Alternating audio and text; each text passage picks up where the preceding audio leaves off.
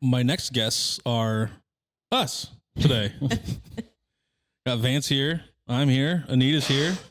Kind of got the whole crew. Brought in Cam's not here, but we kind of chose Anita because she's been on more of the touching base episodes. I'm Zach Miller with my co-host Vance Neidig and other co-hosts Anita Larson and producer Cole Peterson, and we are touching base with ourselves today. Yay us. Yay us. What do you guys think about this journey we've kind of been on so far? It's been fun. I don't know. There's been a lot of different characters and a lot of different information. It's just a lot of information to take in, and I've learned a lot more about different people and learned about people that I knew that knew different people and how small the world really is. Right.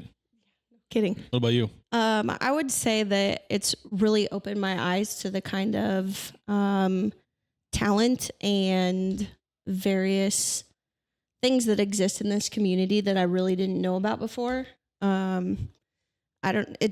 It's just, like I said, it's opened my eyes to a lot of things of what happens behind the scenes that you don't necessarily hear about. I think there's been a really good variety of topics. I think you guys have done a great job of that. Some businesses, some personal journeys, some, just it's been a very good variety, and it's definitely been, I think it's been fun to listen to. Yeah, for sure. Yeah, it's been a lot of fun. We've got a lot of good feedback. So, we started this journey back in late October. I did the research, and late October with our first Useless Assumptions episode coming out on November 3rd of 2023. We've really come a long way. We have 38 episodes of Touching Base and 37 episodes of Useless Assumptions, along with 2 special release episodes. So, kind of got a lot. We would like to, today we're going to take a look back at the 38 episodes of Touching Base and the 2 special releases and kind of reflect on what we've learned and give you a glimpse into each episode. We'll be taking questions throughout the episode. Feel free to comment. We will answer all comments and questions at the end of the episode or try to catch them in between when we see them. I'm pretty excited to do this. I kind of went through some of the stuff today and I didn't forget who we had on, but I was like, oh yeah. I went through and wrote them all down in order just so I kind of had an idea. Yes, where we were going it's next. One of those things I have to write it so I remember stuff. Right. Because a lot of stuff people like, I would try to talk about all the time. People are like, who all have you had on? I can say like 5 people. And that's about it. Like, I know there's a lot more. Yeah, and some of them and stick usually with it's all people. The new ones I remember. Right. Because I forget all the old ones. Well, we've been doing this a long time. Yeah. Over half a year now. So. October? Yeah. October, November, somewhere. I think it was late October when we started recording Useless, and then it came out November 3rd. Yeah. So it's definitely been a kind of a crazy journey. I do want to touch on, before we kind of get into the episodes, you guys all kind of did let us know kind of what your favorite episodes were. So I want to kind of run through those just real fast, if I can get them to pull up here. So Cale Daly came out and he said Tony Meyer and Nate Cowie. Anita, you said that there was too many varied topics, that you couldn't really pick one. Yeah.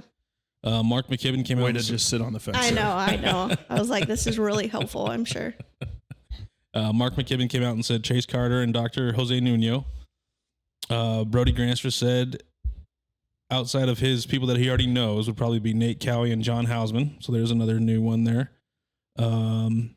Brendan Yoshi came out and said Dr. Jose Nuno and Van and Kathy Neidig. Justin Summerfield, Chase Carter, and Nate Cowie. Sam Moore came out and said Nate Cowie. Cole Peterson came out and said Nate Cowie, along with Mike Connolly. And then Ryan Battershaw said Dr. Jose Nuno and Abe Shaner. And then Dina Buffington said they were all great. Dr. Nuno is one of my favorites, and also Holly. So awesome. A lot of repeats. Looks like Dr. Jose Nuno and Nate Cowie kind of got a lot. Chase Carter got a lot in there. Appreciate you guys for all putting those comments out there today. That was kind of nice. So we had something to kind of talk about. Yep. Let's kind of dive into it, though. Episode number 1, we have Andrew McCarthy. The odd thing about that one is that that was recorded later. 3rd episode, I think. Yeah, it was. I think that was the third one recorded. Yeah, and that was a good one. We've all known Andrew for a long time, and you weren't there for that one, were you? I was not. No, that was just you and Anita. It was. That was back at the old stomping grounds in the small little office we had when we were doing all the recordings in there. What'd you think of that one, Anita? Baker got thrown out a lot. It was kind of a flashback to Big Red days, that's for sure. Yeah, Anita Baker. Yep, Anita Baker. It was good. It was kind of funny to hear. I actually didn't know until we did that episode that Loop River Distillery existed and that he was doing that gig. So oh really? And I was surprised about how many kids he had. I hadn't caught up on that too much. So, yep. No, it was good. It was a fun time. It was nice to visit with an old friend again. So yeah. And he's been a friend of the podcast, and we learned a few things, as Anita said, and definitely a good episode. I'd go back and listen to it. Any other thoughts on that, Vance? That was your first episode. Yeah. Yes. Yep. So that one was the first one you did. First one I did. So it was probably ideal to have him like help It was a break good the ice with icebreaker. you. Yeah. You were kind of Obviously, nervous. if you kind of know if you know somebody, then it's a lot easier to get that going. Yeah, I was. I didn't know how much to talk for sure, so I just kind of threw little bits in here and there. But And it's a little easier when you know the person, right? it is. It is. If I had to do it over again, I probably would have BS with him a little bit more. But Yeah, that's okay. yeah, I was I'm just sure we'll starting have him on out. again at some point. Got to get me out of my shell a little bit. Yeah. Episode number 2 was Dr. Jose Nuno, some of your guys' favorites out there. We kind of took a deep dive into COVID, vitamins, fitness, and overall health. I thought it was a very informative episode. We planned to have him back on. We were supposed to do this testing with him, and he's been super the genetic busy. testing thing or whatever. Oh, yeah. I can't remember what it's called. Yeah, we talked about it. Methyl test. methyl something. Yeah, the methyl, something testing. To see, Listen to the episode. It's to in see there. if we're going to die or not. But yeah, we talked a lot about that. We talked about a lot of alternative, not really alternative medicines, but alternative ways at treatments, basically. Yeah, so and that one was a ton of fun. I kind of liked getting into the COVID. I've been pretty adamant and clear on my ideas or my positions on COVID and the shit that went down. So and Jose wasn't he didn't pull punches on it. So no, he did. That was a fun it's a episode. lot of people. Yeah, it was a lot of fun with that. Actually, it got me to start going to them. So it helped. I mean, for sure. It was. at least one new client out of the whole deal. Yep. It was nice to hear about the holistic side of medicine, as far as, like you said, the alternate treatment options and things like that. Just Having not that going straight to medication. certified holistic physician in town and stuff is definitely. And a lot of that's on his wife's side. Right. So that's another, maybe Right. you should bring her Yep. on too and talk more on that. Yeah. He had a lot, obviously he's knowledgeable about it, but Right. I know that's more up his wife's alley. Yeah. I had a lot of fun on that episode. He definitely embraced it very well. Jose had fun on that Yeah, episode too. he dove right in on that one. So we all had fun. yeah, so I see he's watching out there. So we're giving you some props, Mr. Nuno. So definitely one of the other things that I want to talk about, since we're this early in. Yeah, one of my favorite things on this journey has been actually the post show. Yeah, Everybody kind of sticks around a little bit, and you obviously that stuff. It's all. I mean, everything we do is in private at that point. It's not. I mean, it's off the record type of stuff. But that's some of the perks of doing this job or doing this hobby. Yeah, we get to hang out, and you get to continue the conversation and have different conversations and stuff like that. So it's a lot of fun doing that too. Yeah, and it's definitely not that people didn't want to say certain things on the podcast. Either we thought of something different or new, or but not even that. Like some things you just don't. It doesn't need to be put Right. out there too. Right. I mean, we've talked about stuff that it doesn't have to be on a podcast, or it doesn't have to do stuff like that, or just building relationships too. I mean, we've Right. both built relationships with people that we didn't really know per se on the after show. Oh yeah, I've made plenty of new friends doing this podcast. It's been a lot of fun. I would say I'm pretty good. I could reach out to about anybody that came on the podcast and ask them any kind of questions, and not a single person's had a bad experience. It's all been pretty positive. For some reason, they like to give Vance and I props. I don't know why. You guys do a really good job of just making people feel at ease. And I think Holly mentioned it too when you wrapped up her podcast, but the questions are good. They're not necessarily anything that's too like gut punching or anything at any point in time. So It's just it's All a right, comfortable we'll atmosphere. get worse at it. Yeah, Or yeah. we'll get a little more vicious then. A little Oh, more pointed. I mean, I guess if you want to. No, we do that in a way. I mean, we don't want anybody to be uncomfortable because if the guest is uncomfortable, we're uncomfortable. They open up So- a little bit easier, a little more. No, I just wanted to bring Comfort that level. up because we kind of were touching into that with the Jose because Yeah. you know Jose was my first episode. Yeah, it was your first episode. Jose was my first because you'd done episode 3. Your episode 3 was your first episode, and you did Correct. that by yourself. So, Correct.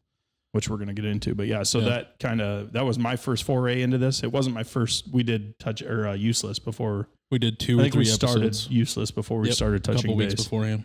So getting on the mic was the easy part, but I had never met Jose before. Mm-hmm. And so the first time I met him was 5 minutes before we did the episode. Right. I think that was also it was good that was your first episode because I think that's when you fell in love with I get to ask anything I want. Yeah. I get to be selfish and just Yeah. Definitely. keep asking Absolutely. questions. Yeah. I don't really, I try to ask questions that I think other people also want to answer, but then maybe it's just I'm the only person that wants that question answered, but you never know. I'm still going to ask it even if I'm the only one that wants it answered. Right. Most of the time, Vance. Most of the time. Well, I'm kidding. don't I'm care. kidding. Thanks, Will, for the My comment. opinion is the only one that matters anyway. Yeah. So I think we all know this. Thanks, Will, for the comment. He said it's nice to have a local podcast to spotlight local people in our area, and we enjoy that. Appreciate that, Will. I know you listen to most all the episodes, so much love there. Okay, episode number 3 was Chase Carter. That was the first episode of Touching Base ever recorded. This one will always kind of hold a special place in my heart because it was the first one I recorded. And it was just Chase and I in the old recording office. So it was a very intimate setting. I was able to, he was really good. I knew he was going to be. He speaks well. Wasn't really afraid to answer questions. So it was kind of a nice little, like obviously you and I had done our stuff. Yep. That's a little different than sitting there and like that was my first Interview. You and I kind of went into it like we're having a conversation. We both know what we're doing, or Right. we know what we're talking about. Whereas he didn't know what you're going to ask him. Really. Right. So it was. I thought it was really good. I thought that one went really well. I think for being the first one, it wasn't horrible. No, I liked it. It was just audio, so I mean, it wasn't like it was too crazy. We'll tell you when we get into away from audio, but we got a ways yet. So. Yeah, we got a ways yet there. So that was on November 30th. So we started with Andrew on November 24th, and then Jose on the 27th. I forgot for the first quite a few, we did 2 a week, didn't we? We did for a while. Yeah. For a little bit anyway. Maybe that was just the one because I wanted to get Chases out right around Thanksgiving. But we did throughout November, December. There was a few weeks in there where we doubled You up are right. Yeah, you are right. because we were doing quite a. I mean, we banked a few too. Like Yeah. we had. And then we used them up real fast. Yeah. Well, it was wintertime, so it was easy for us to get those extra days to do. And those are some of those days we were recording 2 or 3 a week. Yeah, I think, we would do basically 2 touching bases and a useless in a Yeah. week. And I think we did 2 uselesses 1 week too. Yeah. If I remember right. Yeah, we were busy bees in that little office. Hanging out at the Farm Bureau office. Yeah. Yep. No, that was a good one. I thoroughly enjoyed that one. Like I said, he opened up. His parents liked that one. Most of his friends liked that one. Obviously, he was on the list of kind of a lot of those people know him. Yeah. So, If you would have told me that he was as young as he was, like without just listening to it and not knowing, he's a very, very well spoken young gentleman. definitely So- mature for his age. Yeah, I would when say it comes so. to that kind of stuff. Anyway, Yep. And he's got a little business savvy. His dad and mom have they're entrepreneurs too. So Yeah. he gets a lot of that interest from that side. And then he kind of mentored under me for a little bit for about 2 months, just kind of coming in and picking my brain for a while. So that was kind of what led into him coming onto the podcast. And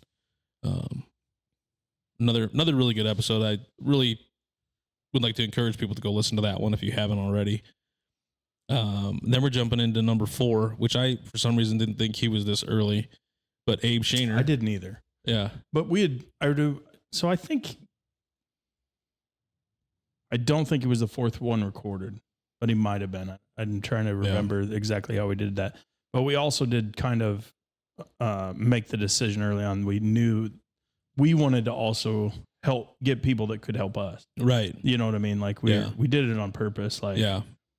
we know Abe has a gift for gab. Yeah. You know, we were going to be comfortable anytime Abe was on the mic with us. Yeah. We knew it was going to be easy. We knew him from ball and all this stuff. It wasn't a big deal, and we knew it had a decent following. Yeah. So it wasn't going to be, those first ones we had were very strategically placed in there.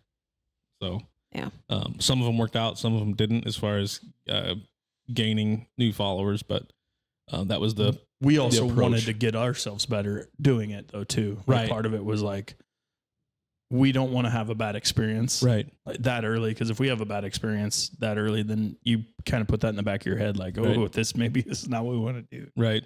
So exactly. But that was a super fun episode. It was his first taste back into the entertainment and speaking realm after leaving the radio. Mm-hmm. So that was kind of cool to see him get back on the microphone. Yeah. And his name will come up again later, and I'm sure he'll be on again. He'll be kind of a revolving guest for certain things that we want to do. He's not shy on the mic at all. So you can take the Abe out of the mic, but you can't take the mic out of Abe apparently, because he's still, I mean, you know, he still pays attention. He's still, you know, in it, and you can tell it's still in his blood a little bit. Yeah. The amount of times he reaches out about different things and stuff like that. So it's definitely nice to have somebody like that may have retired from the radio and stuff, but still really enjoys it. Yeah, and I mean, it's cool to have him send us stuff that's going on in the city that maybe you and I can't always keep up on or don't pay attention to on certain subjects, and we'll get into one of those later. And he's not the only one. Other people reach out to us on stuff like that too, and we really appreciate that on both this and our other episodes too, other podcasts also. It's just there's only so much time in our days to do all that stuff ourselves. Well, and we're doing research for Useless, so it's tough for us to do a lot of the local stuff. And it's kind of on Useless. We're a little more national, a little more. I mean, we'll get into state and local a little bit, but we're a big picture there a little bit more. Thanks, Will. So Vance probably doesn't know it, but I know his dad from a former employer that I worked for, and I enjoyed that episode. That one was good to hear. Need to have him back. We don't want to give Van a mic too often. We gotta see easy there. Easy. At my birthday, I told your dad, I was like, I really enjoyed your episode. And he's like, God, get a life. That couldn't have been that good. Yeah, they're coming up here soon. Yeah. We don't need it. He doesn't need anything going to his head. He's good. I almost commented on the post I put out today and was going to put Van, you can't say yourself. So anything else on Abe's? I mean, it was a good one. It was enjoyable. It was a lot of fun. I kind of went into it knowing that it was going to be kind of easy for us. Yeah. That's why I was super excited about that one. And it did. He made it comfortable, and it's just one of those things. Like I look at it as it was huge for my journey in this and doing this. Also, is just to like keep helping, right, and enjoying it. And I learned stuff about Abe that I didn't know too, though. Too. So it was awesome. Yeah. It was a lot of fun. For sure. What'd you think of that one? It was good. I at that point in time, it was kind of interesting to also hear somebody else's perspective of somebody who had just changed jobs. Because I mean, I wasn't too far into my change at that point in time too. So it was just good to hear somebody else to kind of tell their experience in completely shifting gears. Right. So yeah, because he went from something to completely different. Yeah. Moving on to number 5, we had Sam Moore, who is also now a part of the podcast group. I learned a lot more about Sam. I knew him ahead of time, but I learned a lot more about Sam after doing that episode, hearing about his world's competition and breaking Nebraska records, taking a deep dive into supplements and fitness. You know, maybe pissing a few people off at the same time. He has become unneeded, like it was unneeded, unintentional shots fired. Basically, it's all right. I just had to throw that in there. I know, but it wasn't meant. Is what I wanted to say. It wasn't meant to. Yeah. He has become a staple in my fitness journey since this episode. I also know that he has inspired at least a couple more of our listeners to get back into the gym, including Will Kuchera. So that was a very inspirational episode, I think, for a lot of people. And it was kind of cool to tie that one back into Jose's They were very close together.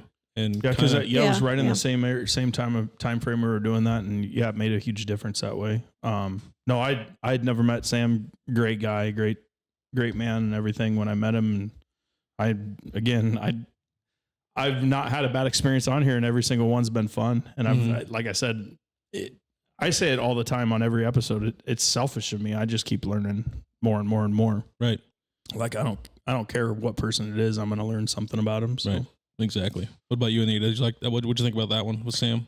It was good. It was one of those things. I mean, there's something that's kind of relatable within each episode. And I think with that one, having gone through some of my own wellness journey a little bit prior to that, but fitness wasn't necessarily a ton of mine. It was more on the eating side. So, but it was good to hear like what he offers, what the Y offers, as far as, personal training options and different things like that. So I learned a lot. It made it less intimidating, I think, because I mean, you think about like, oh, working with a personal trainer, I'm just going to get my ass kicked. They're just going to yell at me and all that kind of stuff. But it brought a much more personal element to it. So I thought it was really good. Yeah. And he's a big dude, and he's all about like gym inclusivity. Right. Not pushing, not making fun of people, not, anybody getting in the gym is doing the right thing. Yeah. Is kind of what his philosophy is.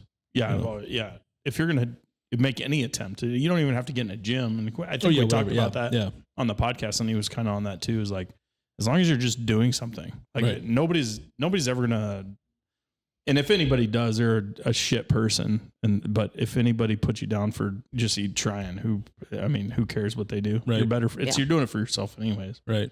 So that's the way I look at it. And the other side of it is getting him now on his own podcast. Yeah. And he talks a lot about nutrition on that podcast too. Yeah.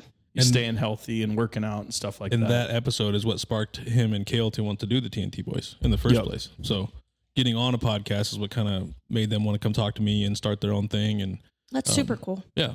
It's a little addictive. It's very addictive. You knew Sam before that. Yes. What are your thoughts on that episode? If you better not say you didn't listen to it. He didn't. There was no video. Oh yeah. Yeah. Well, I would recommend going back. Just so we're clear, our producer hasn't listened to anything. It's a good episode. We'll have Sam hold you down and make you listen to it. I think the furthest back one that I watched was Shane Clausen. Oh, geez. I'd go back and listen to some of these. So that's like 1, 2, 3. A lot. That's only 4 videos. Okay. Anyway, it's a really good episode. Some of these other ones are really good. He can't listen. It's got to be video. Yeah. Jose Nunez was good. We already talked about that one. But I thought Sam's was great. And he did a great job. We had a little coughing fit in that one. That was kind of funny. Had to get him like a whole. I thought I was going to overdose him on cough drops. A bag of cough drops, basically. I kind of felt bad, but.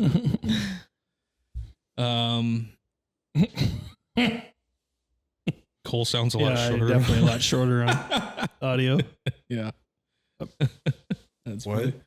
Oh, we're looking at comments. I think you'd learn a ton on the early ones, Cole. Yeah, some of those early ones we're gonna have to. I'm thinking about like what do they call that when they revamp a DVD or something? Like basically redo an episode. Obviously make it different, but bring all those people back on that were on the a audio video side, style. Undo a video with them.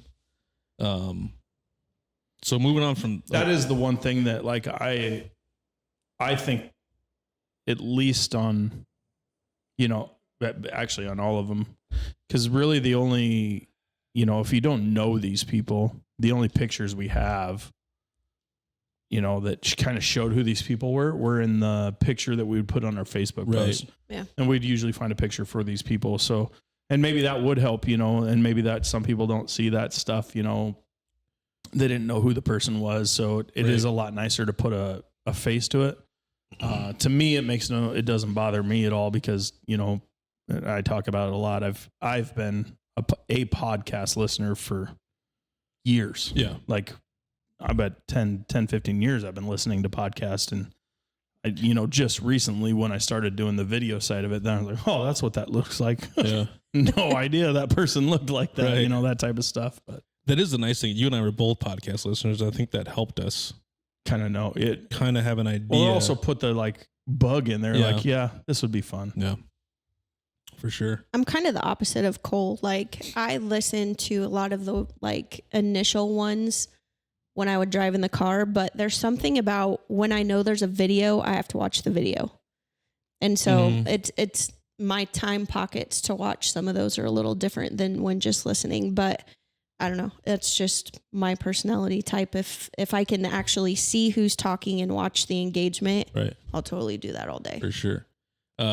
Judy, we will definitely, I got to talk to Cam because he may do his own episode on Talking Dirt, doing a recap of that. But I had already thought about maybe bringing them both on and doing a recap, even on Touching Base, of the tribute race. Yeah, I think. Well, I can. We kind of talked about having Joey on for sure. For sure, as an Joey interview. As an interview, yeah. But I think, in my opinion, that kind of is a Cam and Joey thing on Cam's. I wouldn't want to step on Cam's we toes. try not to touch or step on any Talking toes Dirt. on that. You know, he kind of brought him in. They did their whole thing ahead of time. So, but they are more than welcome to come use the studio again and do the whole thing. Yep. So, good idea though. That was a great. It was a great race, by the way. Before it got rained out, but it was very, very good race. And I'm super glad we were able to kind of put the bug in people's ear for that. We almost had like 6,000 some views on that clip I made on Facebook for that. So That's awesome. And they had like 182 views on YouTube for Cam's Talking Dirt. So that was a very good episode for them, and hopefully it gave some plug to the race too. Right. So if you for anybody that saw that, also go listen to Talking Dirt. Cam talks about listen dirt to track Talking racing Dirt all the time, not just one specific race or not. Like, yeah, they haven't come fully onto video yet, but they do have our audio version, and we put it out on our page that you guys are all watching on right now every Wednesday. Yep. So follow them on anywhere, any audio version of it or not, any audio version, anywhere you listen to audio podcasts, you can find them, Talking Dirt. And so always go out to them. Again, we just talked about Sam Moore. Go to the TNT boys. They're also on audio and video. Yep. They are on YouTube and they're on audio also. So make sure you're looking into them also. Correct. Next episode is number 6. It was Adam Olson. It was December 13th. If you want to know more about financial planning, this is definitely your episode to go listen to. We talked about his fitness. He's a very in shape man, so we kind of talked about that. Yep. And but we did take a deep dive. And his family talked it was a family oriented. Yeah. It was kind of the same trend of all their other episodes where we kind of get a background and talk about their family and their life, and then get into their the meat and potatoes of what they do. Correct. But he also has his own podcast, and he's an author. All completely going over financial planning space, basically retirement and all that kind of stuff. So definitely go check him out. It was a lot of information. It was a lot of it was deep information, I guess, but I enjoyed it. Like it's just fun to listen to. So I think a lot of people enjoyed that one. It was a lot of fun. Yeah.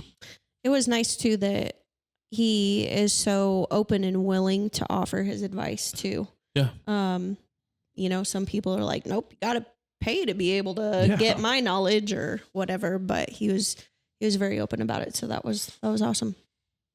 That is one thing I want to mention too. There is not every single person, for the most part, that I've reached out to has been completely willing to come on. Yeah.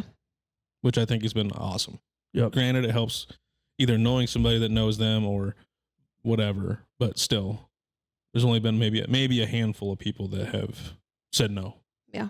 So, anything else on that episode? I know it was basically what it was about. It's a good episode. Yeah, it was a lot of. He's got 3 books. Yeah, just tons of financial information, and then he even talked about that he'd done all of these YouTube videos and all that stuff, and he's going back into. And at that time, he hadn't started his podcast yet. Not quite yet. He did talk to me just about getting it. ready to start his podcast because he was asking me a bunch of questions, and now it's going for him. So. Yeah, and he does a great job in there. It's a lot of it's not sitting in the same room like we are here, but it's a lot of. It looks good on the way they do it. So I have not watched any of his podcasts yet, but I'm gonna have to. I've seen reach clips. out to it. Yeah. Number 7. You want to talk about this one? 7 would be mom and dad. So that one was important to me, bringing Van and Kathy on, and both of them obviously were just as important as each other for me. Just kind of getting their story out there, and obviously I've known them my whole life, so I look at them as they're a true team they're team entrepreneurs. Everything they do together, and it's obviously gave me they've gave a good example. Yeah. Basically, Set is a the way I good look at example it. Set a for- very good example for me, and always made me strive to do better and try harder. And if you fail, try again. If you want to hear some Just good, keep going. some good And stories, It's fun. It was a lot of stories. Yeah. Dad's got the gift for gab too. Yeah. kind of along that Abe Yeah. line, you know. He's not afraid of the mic. So, and mom isn't either when she gets going. So, and mom has, I mean, she's done all kinds of things and has been involved in every single aspect of everything my dad's done. Yeah. So, and our whole family, everything, every one of our family businesses, they're both in it 100% together. So Yep. that one was a lot of fun. A lot For of me. fun, really good episode. There was no dull moments in that episode at that point in time. So December 14th, that was our longest episode. It was. We'll get into that here in a little bit. Anything else on that one? What'd you think of that one, Anita? A lot of it kind of, in a way, reminded me of my own family. Not necessarily, they're very much more entrepreneurial, I would say, than my family. But just some of the farming background, the family aspect of, you know, having your mom in the home a lot, growing up, doing the chores, doing all that kind of stuff. They're funny folks. Mhm. And some people just have a talent for being able to tell a story, and they both have that for sure. So, Yeah, if you want to hear some good stories about the state fair. Yeah. but I'll try to get a Listen life to and that not listen to them too much in the future. I'm kidding. Anything else on that one? I don't want I got nothing else. to. Okay. I'm good. Number 8 What was your thoughts on that one? I thought other it was, than just I good stories? thought it was awesome. The stories are great. They obviously, I mean, we talk about it all the time. You and I do. How you said they set an example. They just, as a couple, you know, give each other shit all the time, and but you can tell that they completely love each other. Yep. And would do anything for each other and do anything for you two or you three. Sorry. Well, maybe those two. Yeah, not you. They'll do anything for the other Yeah. two. No, you can just tell you guys are a very close knit family for the most part. Sometimes it's tough, but If shit came down to it and somebody needed something, y'all are going to help each other yeah, out. pretty much. But no, they're wonderful people. I've always liked them. So I've known them for a while. So it was kind of cool getting to sit down, and that was the one I made Vance run. Yeah. He was scared. Well, first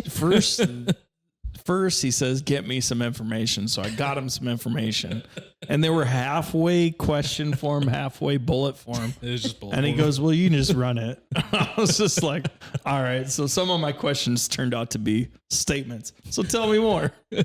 I would just say, "So you did this. Tell me more about that." So there's a reason Zach does the questions and I do the secondary questions, because that is not my skill set at all. No, it was still a really good episode. We're still obviously. waiting on the Mother's Day. We Yeah, kind we of still got missed to get the the two my mom and your mom together. yeah. I don't know what we're gonna do for that one. We'll figure it out. I'm They sure might take over the whole show. That would Okay, be- we'll let it happen. Yeah, That would be fun. it would be fun. That We've would been be talking about super it for a fun. long time. Do it. Oh, we will. Don't worry. It's just getting everybody together at the same time. Right. Number 8 was Josh Moaning Part 1, December 21st. It was really nice to hear some of his insights into some of the projects around town and his time as mayor. He kind of opened up a little bit, I think, because he knew his time was coming to an end. Yep. He didn't really hold back too many punches. I'm also looking forward to planning his exit episode, which should be coming hopefully maybe in September, October. We'll see. About a year. Yeah. That would be about a year between them. Yeah, that would be. Yeah. I just Oh. kind of want to get, now that we've waited this long to get his part 2. We did get the first admittal too. Oh, that was on record. We did. The So we exclusive. got It the was the exclusive that he was no longer or not going to be running. Not going to be rerunning. Yeah. Running for re-election. That was kind of cool. I kind of forgot Yeah. about that. That was the first official that kind of put us on the map as media conglomerate here. We got an Breaking exclusive. news. I don't know what Breaking map it news, was. Norfolk, Nebraska. It was our own map, but we were then at that I don't point. know how many people saw true, it, True but- media. Yeah. True media at that point. Breaking news story on the Yep. Touching Base podcast. But other than that, I mean, what are your guys' thoughts on that one? It's pretty straightforward. Kind of like It's fun. When we get into the Canada stuff, it's going to be pretty straightforward. Well, that one I kind of knew. I didn't know Josh personally, but I obviously knew his dad, grew up around him my entire life as a kid and all that type of stuff. So I kind of knew who he was and stuff like that. But it was fun. It was a good conversation. Yeah, he was open and he has his thoughts, and he didn't shy away from anything. So what do you think of that? I think a lot of it kind of, it's the same with city as it is kind of like state and government level. Like, I think there's always an idea people have their opinions on, well, this is stupid, this is stupid, this is stupid. But have you done the research about why and behind some of it? And there were some things that I will say that I learned about the city of Norfolk that I didn't know, that gave me a different perspective into why some of the projects, why some of the Josh's different episode? Yeah. Through some of that. But so yeah, I don't know. It was just kind of reaffirmed one of those things of do some research. Don't just listen to what other people crab about and just go along with it without, doing some of your own digging and looking into some of that stuff. Also, if you go back and listen to that episode, Andrew McCarthy was also a special guest on that episode too. So, which in my opinion, I don't know if it helped or what it did, but anyway, he was on it. He brings in a comedic level. There you go. That's a good way to say it. Number 9 was Jay Belt's December 27th. Can't believe it was that long ago. I know. That was another one that Anita was on with me. Mm-hmm. Another great episode for perseverance. I mean, Jay went through a horrible motorcycle accident, lost his leg from the knee down, and he's been nothing but positive and tries to help other amputees when he can. That was I wasn't on that one again. That was in Anita's episode, and that was a great one to listen to. I really enjoyed that one. I didn't know of him, had never heard of him. Really enjoyed the story, and like you said, the positive outlook and the way you have thoughts on life and stuff like that. And that's kind of gonna be a recurring theme we've had on a few of our episodes, is just like, tragedy happens, but you gotta keep going with it, and you gotta have a good look on it, and you just can't let it beat you down. You gotta beat it. Yeah. And he did get emotional talking about his, the people that, came to help him, family, friends, things like that. So, and which also brought into another aspect is, like, obviously family is massively important. Correct. Whether it's your blood family or family, like a family can be, whatever, Zach, you and I basically are our family, as really good friends and stuff like that. Like, there's your chosen family and your blood family. They can be both. I mean, your blood family is obviously, it can be your chosen family, or you could have bad blood family, or you could have come from a bad home. But there's usually always somebody out there that's willing to, give you the shirt off their back. Right. If you put the effort out, anybody just puts a little effort, you can get it reciprocated too. So, and then just, be positive. It was a great episode. I really enjoyed that episode. Yeah. That was your second episode. That was my second. Right. Yeah. One thing that kind of stuck with me too during that episode was the way he talked about his wife Heidi and stuff, and obviously we talked a ton about how it affected him, but also sometimes we tend to put some of those supporters in the background a little bit. Mm-hmm. So it's kind of interesting when he talked about, like how it affected Heidi. And same like when it came to Holly's episode that we'll talk about later. But I mean, people that go through cancer, go through a traumatic event like Jay did. It very much affects them, but it also affects your very close people that are close to you. That it's always interesting to kind of hear their process of it all as well. So you're right. Those people do kind of get forgotten. When it comes to certain things like that. Yeah, because oftentimes they're trying to figure out how to process everything as well, and how to come to terms with a lot of what's happening as well. But I mean, just it's natural instinct to just, oh, Jay, how are you? Mm-hmm. And to kind of focus on the person that's immediately happening to. But so yeah, that was a little not emotional for me, but that was another one of those that was our first I don't know how to word that. It was really like our first like More sentimental. tragic Yeah. mental story yeah. that we were going to do. Yeah, everything else was at that point it had been entrepreneurial. Everybody was Yeah. entrepreneurial or had done something, you know, had succeeded at something right. nationally or at a high level. So that one was hard for me to write yeah. the questions for Mhm. and make sure we were. Did you know Jay before that?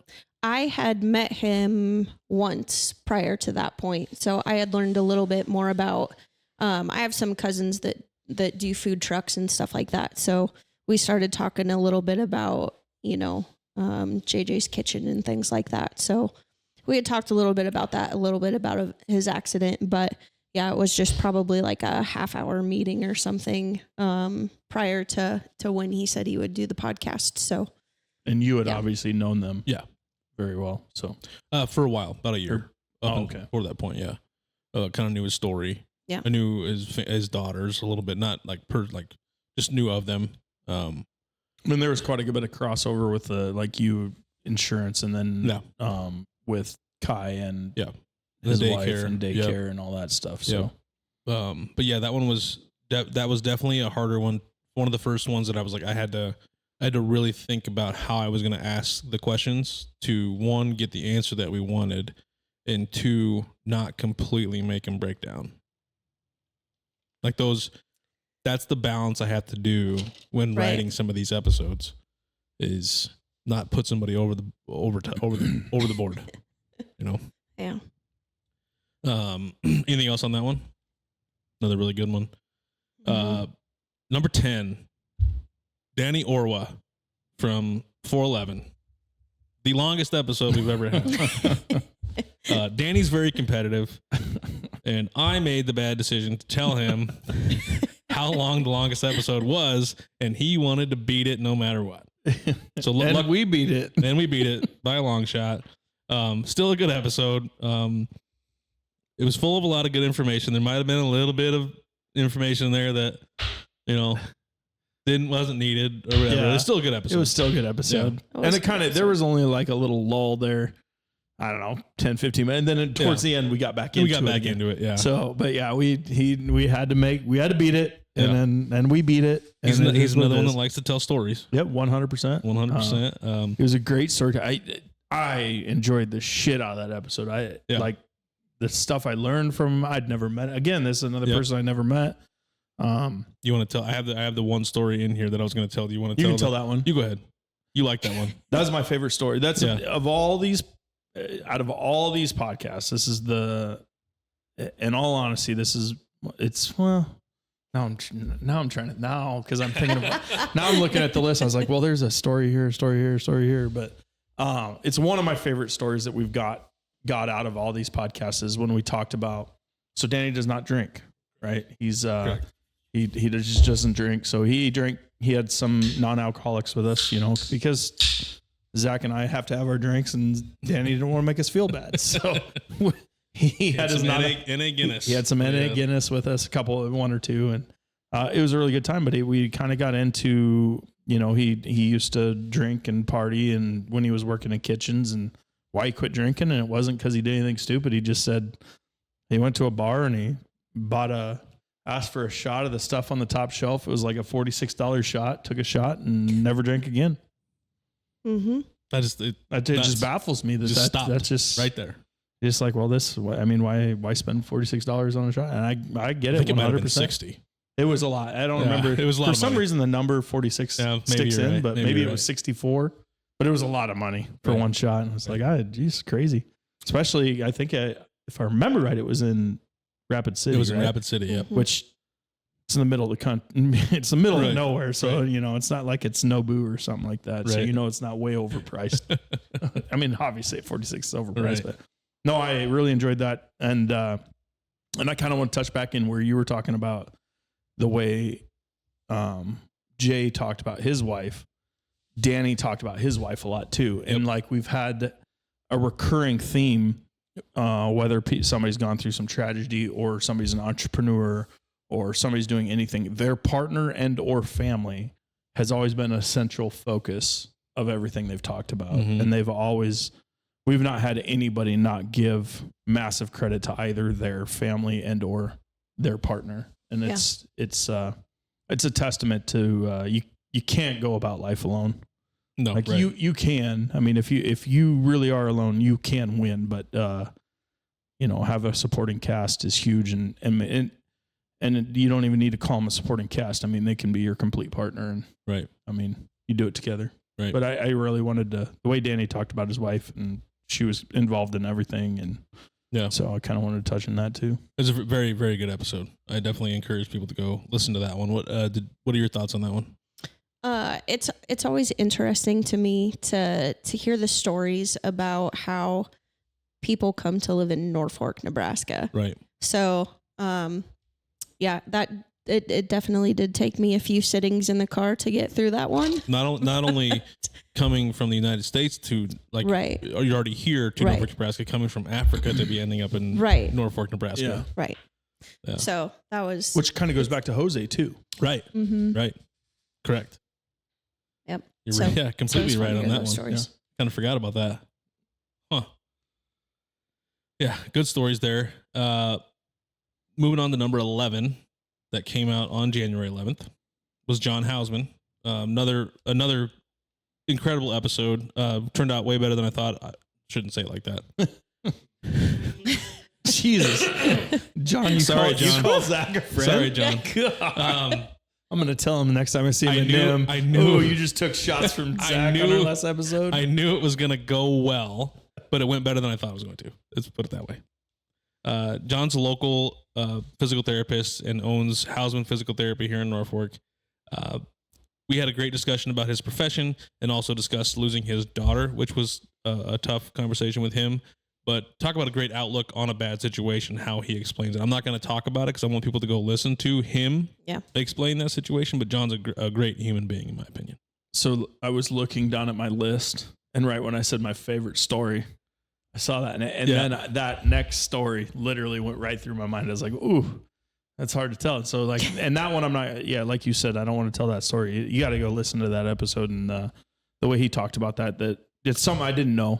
Didn't know any of that. You knew that type of information. I did not know that information. And I knew the information, didn't know what he was going to say. No, that's what I meant. Yeah. The answer to that, but I didn't even know that part about it. Yeah, so going into that whole situation was eye-opening to me, and that outlook it's an amazing outlook, and I think everybody needs to listen to it. And I take it and I'm trying to incorporate that into myself. Yeah. So. He's funny.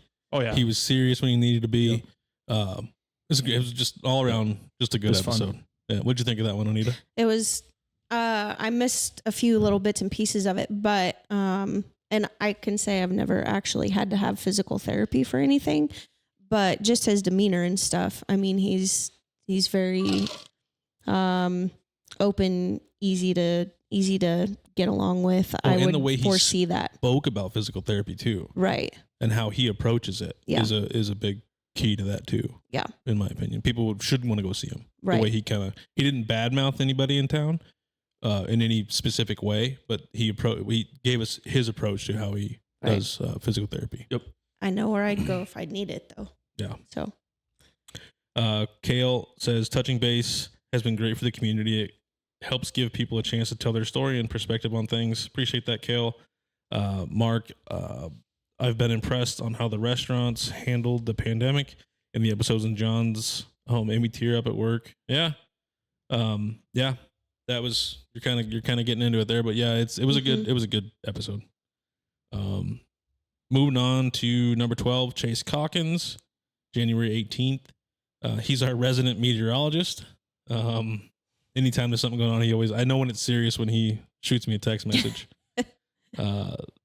This was a very insightful episode into the world of weather and patterns. This would be I think this would be a good one to revisit now that we have video, because a lot of the things that we were.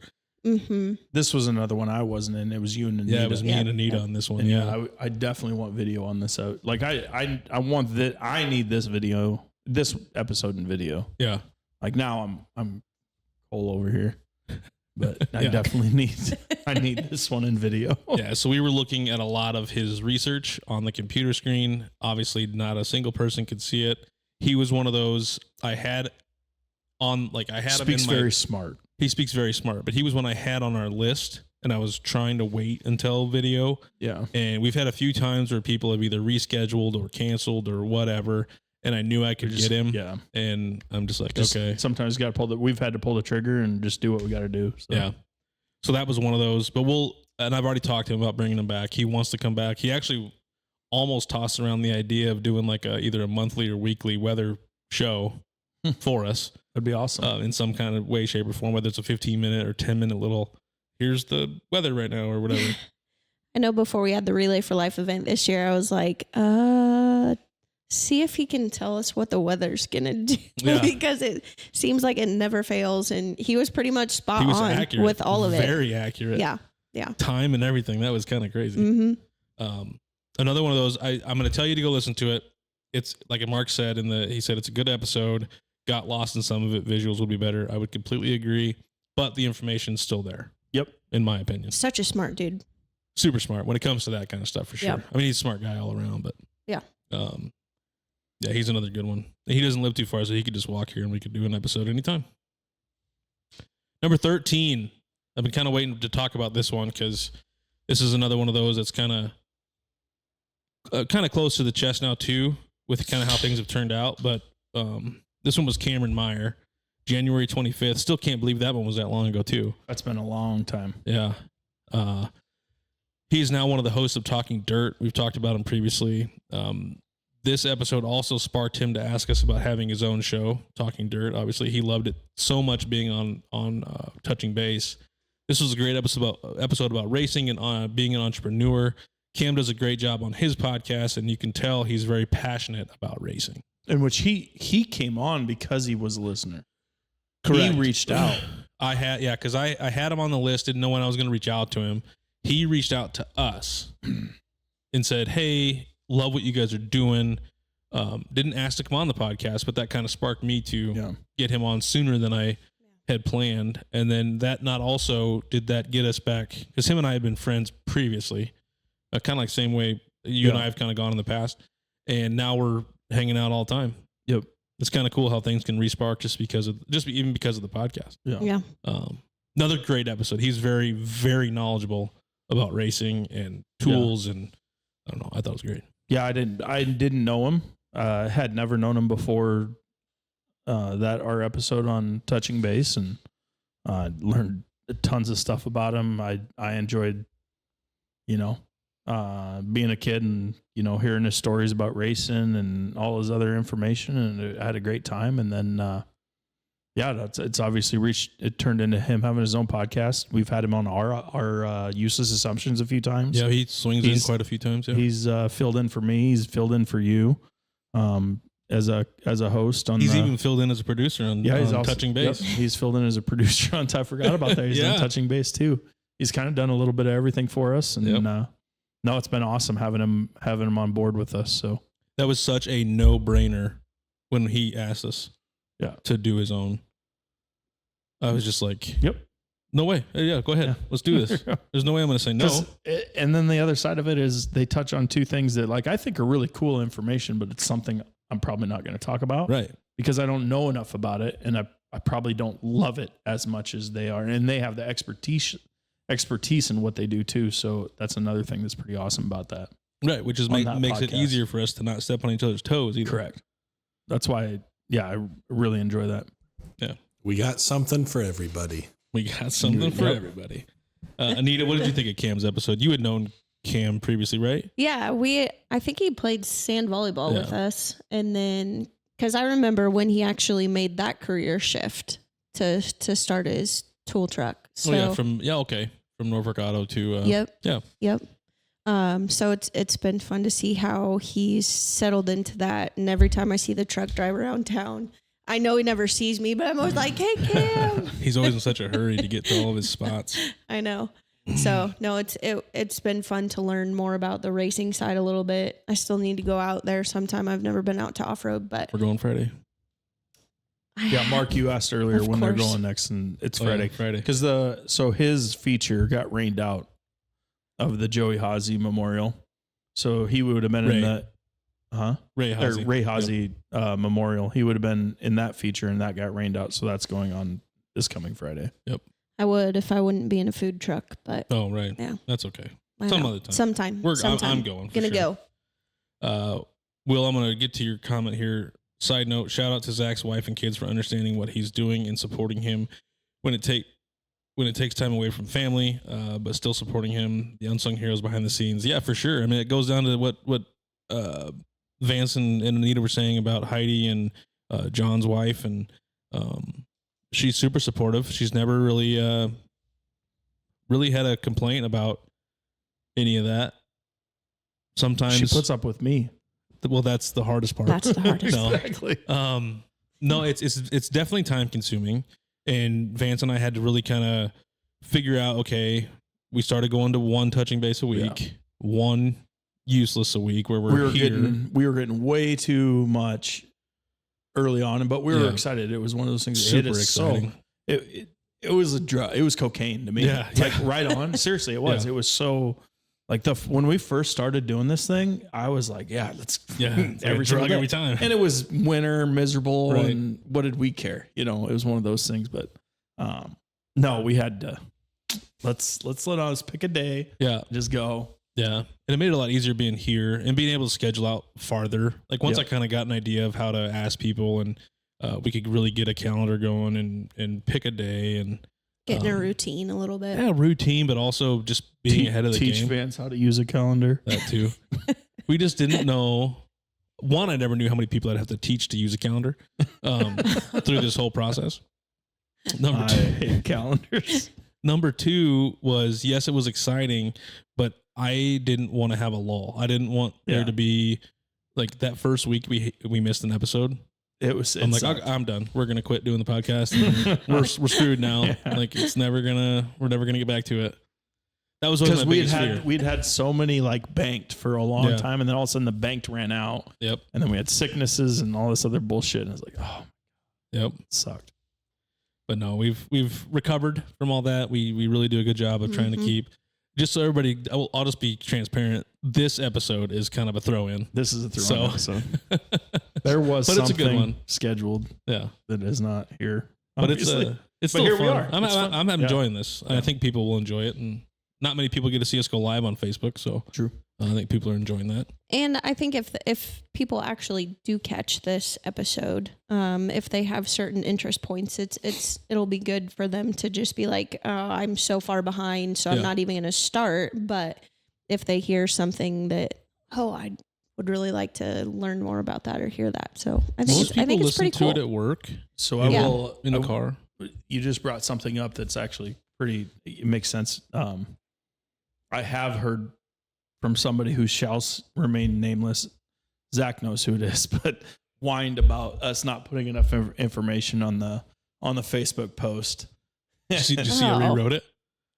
On which I one? edited it. On Lawrence? Yeah. I haven't looked and see that, but whining about something, and it's Zach knows who it is. Yeah. I try to tip. I just said my point was we're not going to tell you everything about the person without you going and listen to the episode, Yeah. but Nobody's That's going to kinda read cool. a book about it anyway. that's kind of cool that we're doing this because Yeah. then maybe you can listen to this, Yeah. and then you can go and pick which ones you want to go listen to. So, Exactly. I write Go well. listen to but I him, hate sir. writing as well. Like I write well, but I hate doing it. I do too. So I can't write well, and I hate writing. like I can. Like if you say it, like a lot of times you'll ask me like, hey, what's this look like? And I'll just, well, that word, maybe this word. you or can like, you can take something that's written. you and can adjust start it. that for me. Yeah. I cannot start it. That's where I struggle with that a lot is starting it. So any of our beginning things, when it's like a holiday or something, I wrote those. Just want to make sure everybody knows. Anything else on cams at all? I know we kind of went off on a tangent. No, Okay. no, I'm just excited that it brought on and just Yep. getting into the whole group there. So He has been very, very crucial to keeping the podcast going. Not only his own podcast, but helping us. Like I said, he's jumped in on Useless. He's jumped in on Touching Base. He's pretty much jumped in. He's been kind of our all around kind of guy. Yep. So that's why we try to give him a few episodes here and there on Useless where it's like, you don't have to, but hey, if you want to show up, just pop in and have some fun, not worrying about, actually getting ready for the episode or whatever. Right. Never knew how important a calendar was until a few episodes in for our... Yeah, I know, Kale. Getting everybody used to a calendar is tough. I'm going to do this one and the next one, then I'm going to have to either use the restroom. Do you maybe want to talk about Jared after that while I use the restroom? Or do we want to take a pause? We can take a pause. You want to take a pause? Okay. Number 14 was Bryce Schmitz. That was the first one of somebody that I didn't know. Neither of one of us. Producer knew at that time. At the time, yeah, the producer at the time, Ryan Battershaw. It was his, and he hooked us up with that. It was his cousin. I'm pretty sure cousin. A great episode. Amazing. If another one of those, if you haven't listened to that one yet, definitely go listen to that one. Definitely listen to Jose's and definitely listen to John Hausman. I'm not saying don't go listen to the other ones, but if you want something that's really in depth, and Jay Belts, like those are the ones that are really kind of more in depth and maybe more meaty, I guess you want to call it that. Correct. And that one, Ryan wasn't really producing it. That Ryan was also he was kind of a co-host on that one with us. Right. Obviously he knew Bryce and all that. And yeah, that had completely different episode than I kind of thought it was going to be. Kind of going into what you talked about, like John, like I didn't know. Like that was something that I didn't know where that was going to go, and it got way deep, and I was super worried that it wasn't going to get deep, and it got deep. It got deep, and it was a great episode. I really, really enjoyed that episode. And again, going into his outlook on life too. Correct. Awesome outlook on life, and awesome attitude, and great kid, and he's doing pretty awesome shit. Yep. So he's the owner of Whisper Skate Shop out at the mall and the Rage Room out at the mall too. If you kind of want to get an idea, he struggled with alcohol and some drugs and things, and he really opened up about his experience of getting sober. So I really, really, really encourage anybody that's even struggling with it or has family members that are struggling with it, go listen to that episode because he was very insightful on how he went through recovery. Yep. So, what'd you think of that one? It was really good. I think I say that to all of them, but no, he was very open to his struggles and overcoming those. I pretty much just echo what you guys said on that. It was a really good listen. I admittedly didn't know a whole lot about him or the businesses or anything like that, but so I learned a lot about him personally and the business aspect of it. It was a great listen. Nice. It was good. We're going to take a quick pause here. Stay on the live. We'll be right back. Give us like 5 minutes. We're just going to take a quick pre-break, and we'll get back into the meat of this episode. All right, we're back. We went real quick. I didn't want to keep you guys waiting too long on the live. Number 15 here, Norfolk Land Party episode, February 5th. We're coming up on a month away from the next land party already on August 2nd and 3rd. This is a great time for any gamer of any age. I kind of want to, Vance, you want to talk about that a little bit because it was your first experience at that land party. Yeah. Yeah, completely new thing to me. Obviously, I like video games. We kind of talk about it a lot, but your guys' LAN party thing's a whole nother level of video gaming to me. I kind of stick to my one video game. But I mean, for that episode, you talked Ryan and I both into joining the Madden tournament. I went and bought Madden, I think the day before the tournament, maybe 2 days before the tournament, and then I did it. And Ryan, I think, was the same thing. He didn't have the game either, and bought it right before the tournament. He brought his Xbox, I brought my PS5, and it was fun. And then we did some interviews throughout it. That was another one of those like super sicknesses for me. Got real sick after that one. Yep. And but no, I enjoyed it. It was cool.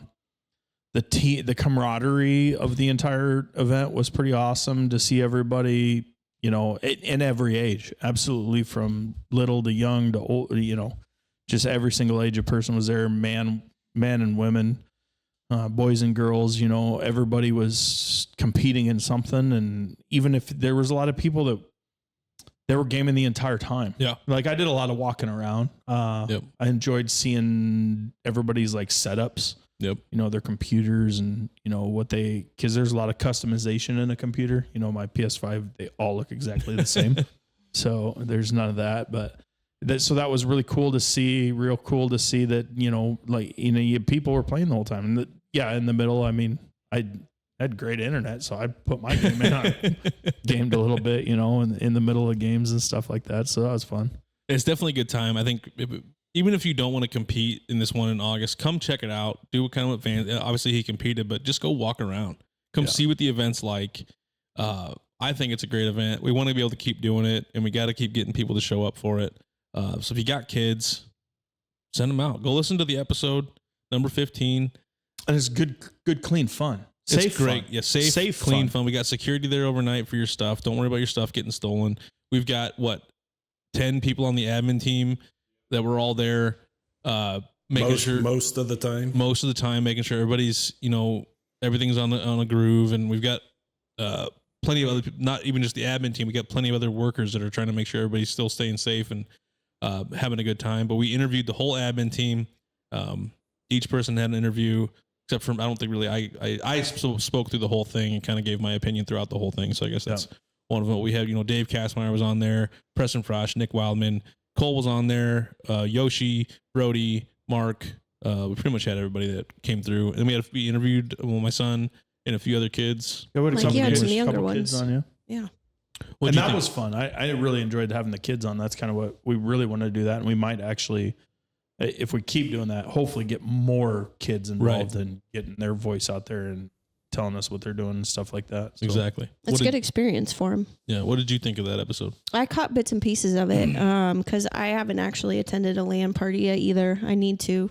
Another thing I need to do at some point in time. But gaming is, for me, like Mario Kart's about as good as it gets for me. Yeah. So I feel like it's a little more outside of my comfort zone for that, but it's super easy to tell that it's a very welcoming atmosphere, that people have a lot of fun when they do it. Obviously it's only grown. It just keeps getting bigger and bigger all the time. So, kudos to the people that put all that together, because it's a lot of work to put some of that stuff together. It is a lot of work. We have meetings all throughout the year. So, it's definitely crazy. Cole, you're a part of that. So give me your thoughts on that one. That episode.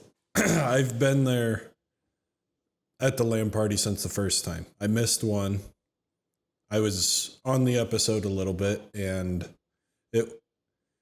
just the LAN party in and of itself, the atmosphere is the thing that really caught my eye and loved it. And I made so many friends. I met Zach through it. Yep. What was that? 2 years ago? 3? Something like that. It was right before, or right at COVID time, 2020. And I'd say you're one of my best friends nowadays. Yeah. I mean, just the atmosphere alone. Everyone, you guys said safe, fun, everything. It's a wonderful time, even if you aren't gaming, if you're not competing.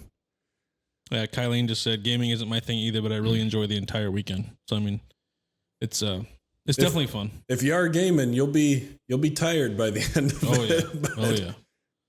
Another good episode. Probably one of our shorter episodes, I think, if I remember right, or maybe it did go over an hour. On the LAN party? Yeah. I don't know. I've never listened to the full episode because I have to go look. Like we were live on Facebook the whole time and we were recording. Right. So yeah, snippets. I don't remember on the whole episode. Number 16 was Jared Krooncherad. Do you want to give us a little bit on backstory on that one, Anita? Yeah. So Jared is actually from the same hometown as me. I graduated with his older sister, Alicia. I think you guys got hooked up at my 40th birthday party, actually. That's exactly when it happened. Yeah. So that's when I sent Vance to actually go set it up. Yeah. Go do this. And the number of times, how do you say his last name? How do you say it? But no, so Jared's family, Alicia met her husband, Brian, when we were in college, I think. And they kind of family affair brought about Fieldwise. So his episode is kind of his journey about obviously growing up in a small town and sports and stuff like that. But then decisions and stuff around Fieldwise, what it is, what they're capable of. Got into some political side of things.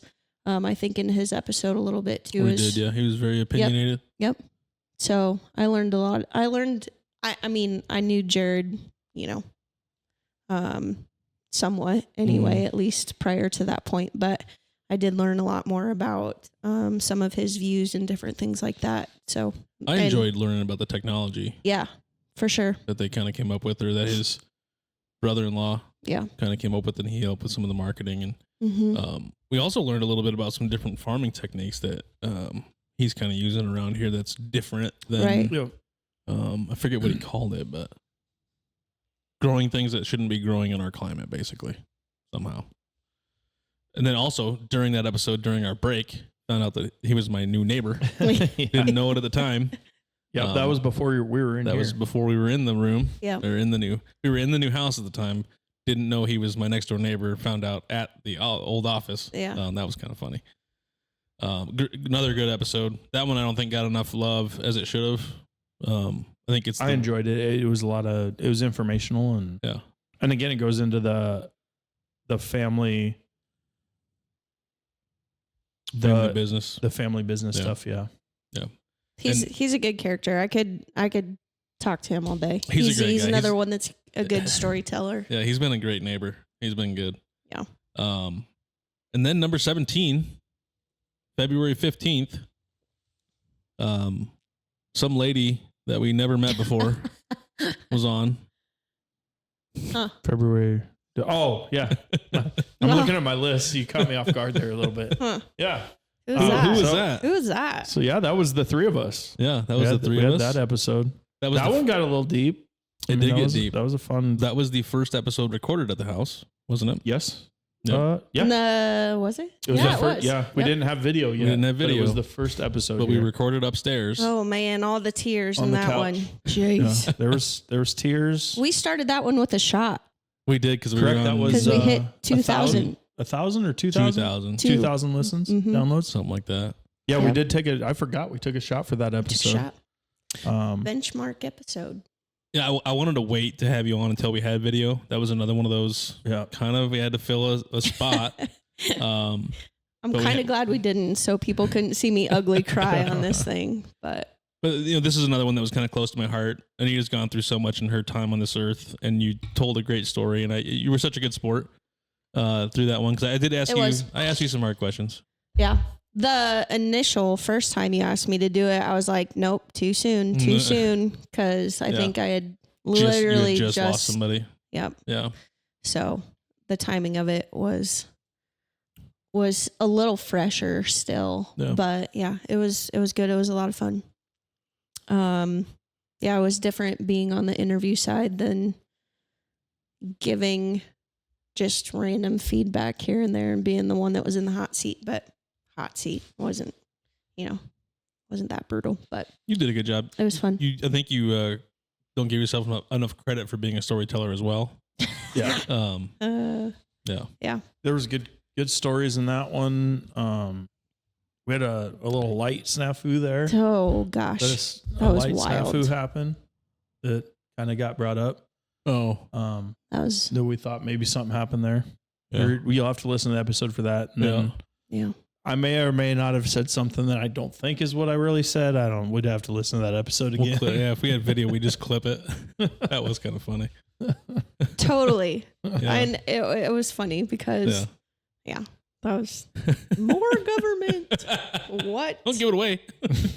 Well, they still don't get the I know. context around Anybody it. that hears Vance say more government, they get the context because they know that's generally not what I say. That was yet again another good one. I appreciate you doing that, opening up, and Thanks for asking. and telling your story. It was good. It was good. We can always have you on again. That's another one of those I'd like to maybe redo and have a little more fun with it. Sure. Number 18 was Chad Barnhill. Now we're getting into this is February 22nd. This was the first video recording. Wasn't sure if we were going to put it out. It was upstairs. But Chad's story was fun to hear as well. He's the owner of Midwest Music, but I had no idea he had the Premier Batons business. Yeah, I didn't know that. Even before we did he just kind of went into it. It wasn't even a question that I had asked. Oh, you didn't even bring I didn't know if you knew that at all. I had no idea. I thought maybe you found that on the He research kind or of something. went into that as I was talking about his background. Yeah. And we just kind of went had a with whole it. segment Yeah. on that. Because that was kind of him and his dad's deal. Yeah, correct. And that was kind of a cool backstory and a lot of stuff. Yeah, we just, that was just one of those I don't know. Fun little surprises. It was a very good episode. He was very knowledgeable about what he does, knowing that he does like AV installs, audiovisual installs for churches and all this kind of stuff. He's very, very, he's helped us with a few things, some different, just different pieces of equipment. But I wasn't for sure if I was going to release that video or not. And then I think it worked. It did. Now getting into, that was our like trial run into video, and then getting into went directly into candidate series. Went directly into the candidates, and I basically forced us to be down here and ready to go for that episode on March 7th. So we went from February 22nd to March 7th for Corey Hildebrand. First video in the studio. That was back when we were still sitting where Cole's sitting now. All these, I'm just going to preface with this. All these candidate stuff were really good. They were great. I enjoyed all of them. Yeah. They were all different. I'm not going to get into each because I didn't want to go back and like pick pieces of information. Yeah. Just know they're all good. Corey was kind of the guinea pig. Correct. So he got all the questions first. So that his was the hardest episode of all the candidates. And every single, and that's the other thing, if anybody hasn't listened to the candidates, and a lot of people have, but every city person, Mayor Shane, Mayor and any of the city council got the same exact initial questions. Correct. The only thing that would have changed if the conversation floated a different way. Which it did a lot. My secondary questions were different. So every single episode was different. Correct. And they flowed a different way, and there was different things we hit on. Different answers, different answers, different secondary questions, different. It just kind of went that way. And it was, so it wasn't, nothing as over monotonous, and nobody seemed to, I mean, obviously you talked about like Corey was the first guy he was the guinea pig. So he didn't have the privilege of listening to the other people, and some of the other people did, but it didn't seem like it really changed to the interviewee. They weren't like super prepared for the question. I guess there was nothing canned ever. No. They never really had anything that they had it completely prepared. And that is one thing I want to make sure to get out to you guys is that I don't give anybody the questions ahead of time. No interview gets the questions ahead of time. We have had some people ask and we wouldn't for questions, and I won't do it just because I want good, genuine, organic answers. Because even there's been a few times where people have paused, and that's totally fine. We let them pause. That's the one time I'll let dead air happen. Yep. Yeah. Is when a question is asked and they don't. They're trying to formulate an answer. Yep. But Corey he's the incumbent city council candidate for Ward 1.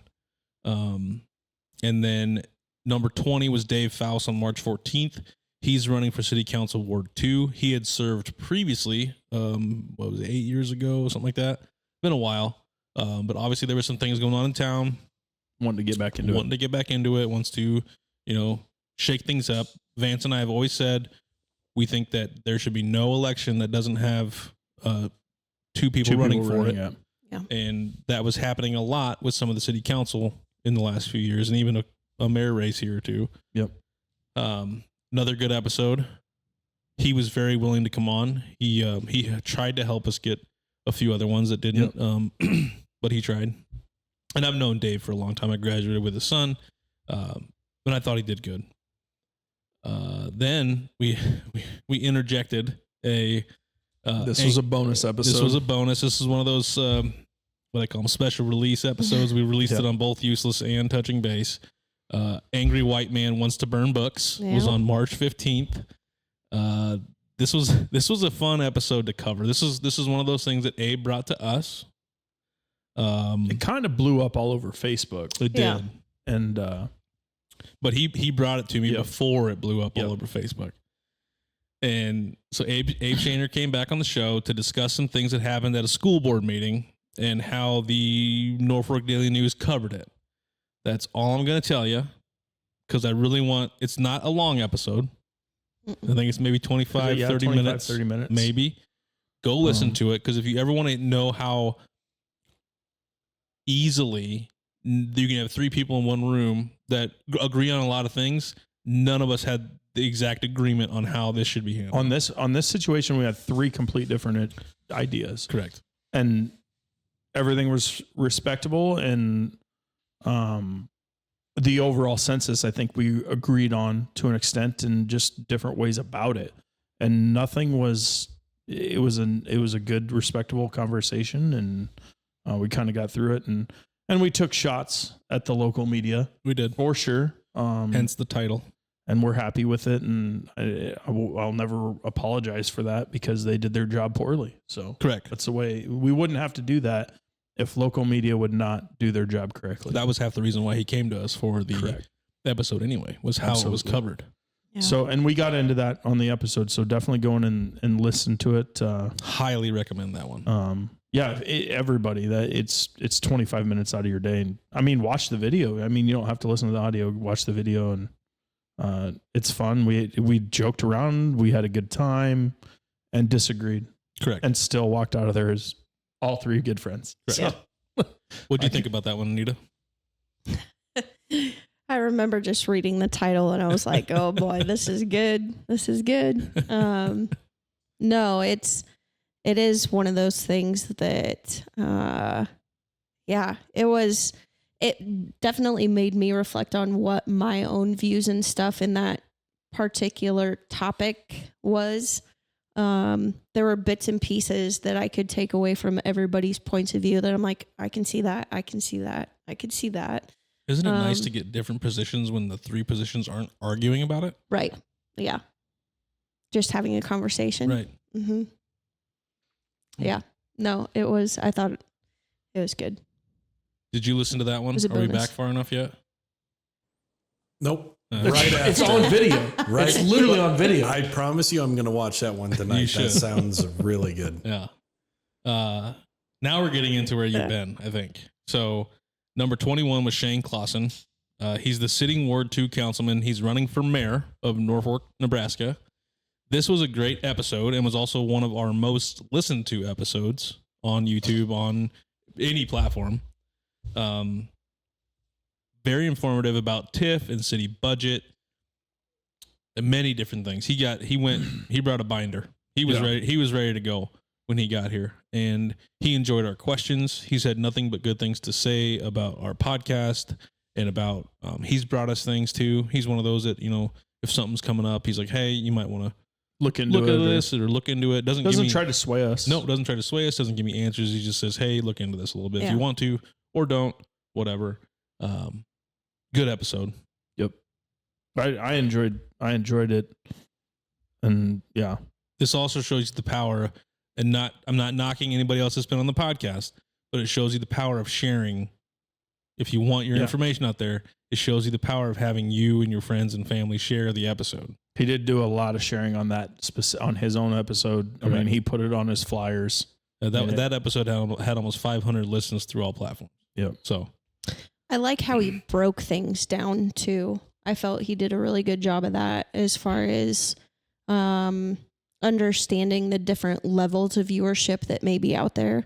Like he simplified some topics and some different things that, somebody who doesn't deal with TIFs and different things like that on a day-to-day, I felt like he did a good job of explaining what a lot of that stuff means as just a citizen in Norfolk. So I definitely appreciated that. So yeah, he definitely helped us. We had an idea. We had a pretty solid idea how TIF worked. He really helped the listeners, right. and did help a few things of us too, stuff like that. But going into the city budget was kind of fun with him. Going through going through every piece, every question, he had something good to bring up, which everybody did, but his was a little eye opening for me. Yeah, a little bit. Another good episode. Number 22 was Justin Snorton. He's the incumbent city council for Ward 3. Another very good episode. He kind of discussed some matters that other candidates didn't bring up. he kind of brought up some sidewalk stuff with ramps and the senior center, and because a lot of the other ones, yes, it was around the same topic, but he had completely not off the wall, but different answers for some of the questions that we asked. And absolutely went a whole different direction. I think he's a great guy. He's another one that has become a friend. Super through nice this whole guy. thing. This kind of goes into one of those other things you find, like the people that know people. Like my aunt, who works with Tyson, works with him at Tyson. Not him, like they don't work together all the time, but they work together. They're co-workers, and she knows of him. She listened to our podcast specifically because of him, because of me and him, but listened to his podcast about running for city council, really enjoyed it. And so that's really awesome. It's kind of crazy hearing stuff about that. Like Aunt lives in Michigan. He lives here in Norfolk, and they work together. Right. And they work all over the country together, Right. Go to different plants all over the country. So that's really cool. And he's running for city council, or is on city council, running again for re-election here in Norfolk.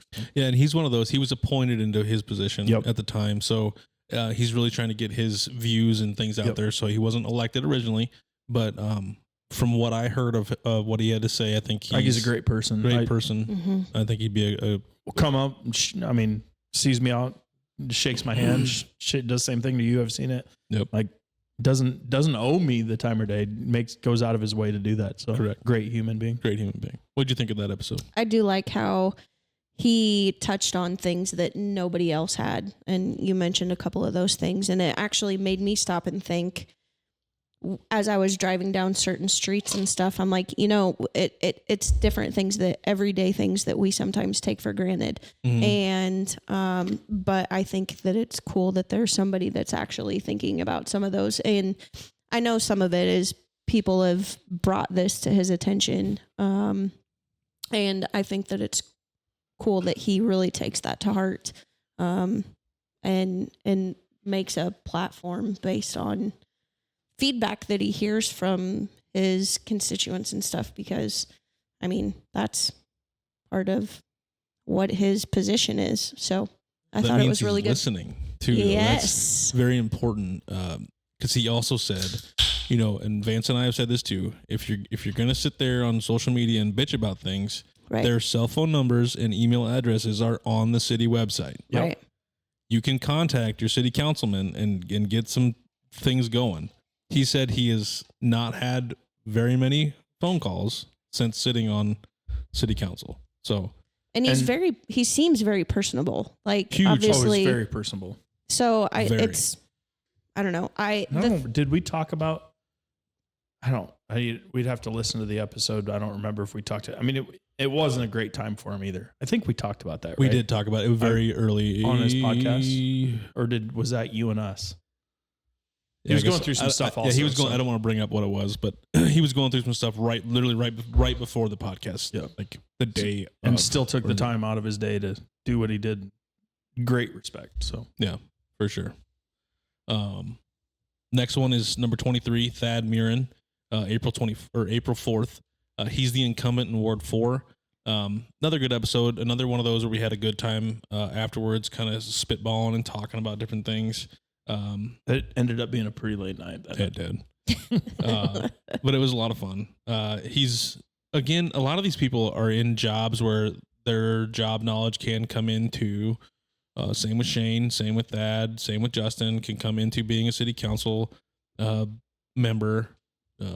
Thad's got a roofing company, and we discussed a few things about that. So, a lot of times they're, Shane's went a little construction oriented, and so did Thad's, and Justin's went a little more people oriented, and because we also wanted to get the background of these people too. Correct. Like we look at it, like, especially at the local level, we don't want, obviously if they're a bad person, we don't want a bad person to be elected. Right. But every single person we've had on our podcast has been a good human being. Correct. A good, like, I would have a beer with every single person. Like, you did. I did. Well, a couple of them didn't drink, but I would have it's one of those things, like, I got you. You know what I mean? Like, it's somebody that I would trust with a friend, a family member, stuff like that. So I just want everybody to know that, like, I know a lot of stuff gets heated in Norfolk, and a lot of stuff there's a lot of whining and yelling at each other, but every single person that we've had on has been a very good person. Yeah, I would completely agree. Do you have any thoughts on his episode at all? When it came to all of these political folks, I really felt, I just, in general, I enjoyed all of them just because I felt like I was so much more informed on what their positions were going into the voting booth, because I never really knew where to find some of the information about what some of these candidates stood for. I mean, you get some of the flyers and different things like that in the mail, or you just see their signs, but it doesn't really tell you much. So I just, in general, with all of these, I felt that it was just really good to hear what their stances were and kind of get to know them on a little bit of a personal / I guess you could say professional level. You know what they stand for after the podcast was over. Right. And I will tell you, everybody was genuine. We could tell. Well, we ask the questions that we get the genuineness out of you. Right. You can't. That's the beauty of the way you and I can work together. Is like you ask the personal question or the normal question, and then if I can tell it's a canned question, then I can respond. And then if you can tell it's a canned question, then you're going to respond to that also. Yeah. And we feed off each other really well like that. We're going to get it out of you. If you're going to be like, nobody's going to come on our episode and lie to us. Right. Because we're going to be able to. We'll find it. We're going to find it. Mm-hmm. And we're pretty good. And not in a mean way about it. We're just you'll find yourself later in the episode contradicting yourself. And luckily we haven't had that really happen. So no, that's good. No. And I will say we spent a lot of time on the questions for the candidates. It took us a while to kind of go through everything, and we wanted to make sure the questions were. It took us hours. Yeah. Yeah. Well, it took Mom and Vance hours. To talk about whatever they were talking about while I was formulating questions, and then, hey, is this good? Yeah. No, I thought Thad was another just very personable, good listen. So yeah, he's good. He's another one that'll come up and say hi out, see him out in town and stuff, and another good one. Then we reach our other special release, the Northeast Community College Food Pantry, April 12th. That was our episode where we gave away $1,000 to the Northeast Community College Food Pantry for our Swearing is Caring charity event. That was another fun episode. Another short one. Yeah. But you kind of got a little bit of insight to what the food pantry is all about. I had no idea there was one out there. Didn't me neither. Didn't know anything about it. And she brought a student on, and it was quick, fast, and fun. Informational. Mm-hmm. We're happy that we did it. I mean, it obviously that ties back into our useless assumptions. You know, the charity started with useless assumptions on the Swearing is Caring event, and we were able to put that release on both the food pantry or on both the touching base and the useless assumptions podcast. Yeah, which I thought was a good idea. At the time, still is, because it was kind of it started on useless, but it's become more of the whole group. Because, Cam plugged it on his, and so did the other guys, and everybody showed up, which was great. What did he say? Will Kuchera said, my old man said at the end of his podcast, he did say, give me a beer at the end. He doesn't drink a whole lot, and if he wanted a beer with you, I think he had a great time. He sat and talked with us for quite a while afterwards, yeah. We'll get into his episode here in a minute. But I want to get back to that because I want to give a shout out because we didn't have a whole lot of people. There was quite a few people that showed up, mostly friends of the podcast, things like that. But for us to be able to raise $1,000 was cool. It's a lot in that short a time frame was because really it was a fast. And if you wanna find out about it, you can go to the beginning of Lent and our Useless Assumptions episode right at the beginning of the Lent, and that's when this started. And go see how that started, why that started, and so on and so forth. And I'm going to credit my mom on this. Yep. That was my mom's idea. Obviously she was a previous episode on this touching base, but it came from her, and we're going to do it every single year during Lent. That's kind of a Lent thing that we're going to try to do. She wanted you to have the swear jar. Yep. I was like, let's just make this a whole event. Yep. Yep. Zach made the event. The swear jar was a thing, but because I got to clean up my language. So, which I do. He does. He does a good job nowadays. Thanks, Kathy.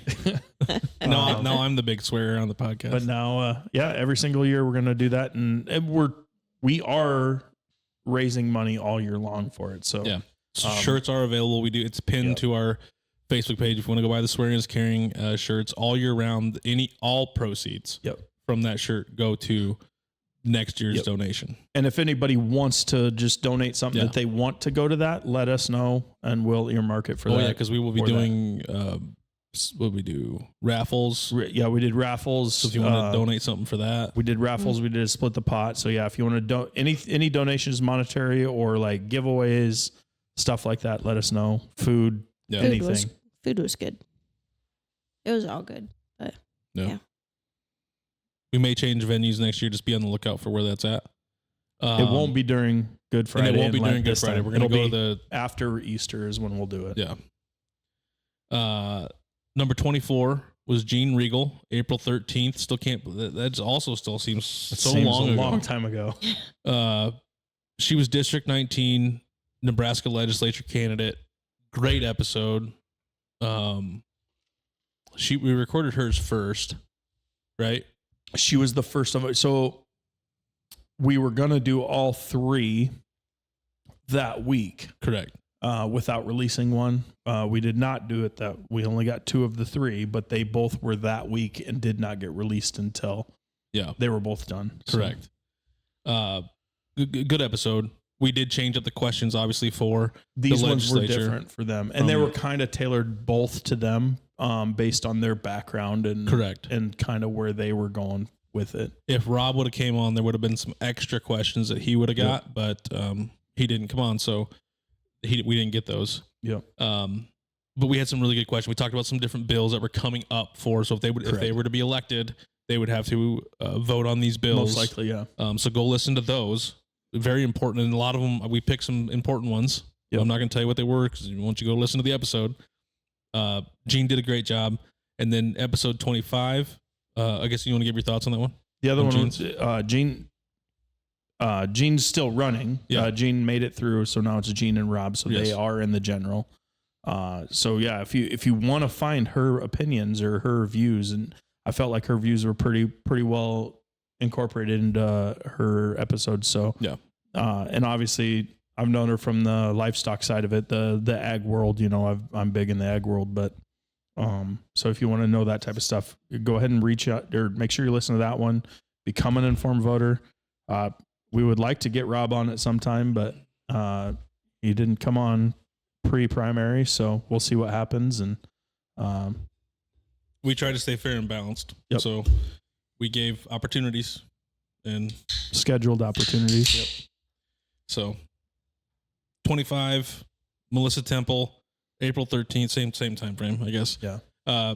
Same thing, District 19, Nebraska legislature candidate. She did not make it through the primary, but I will say, for amount of money spent in certain areas, she had quite a few votes. Yep. So she is on the NRD board right now. Yep. It still was a good episode.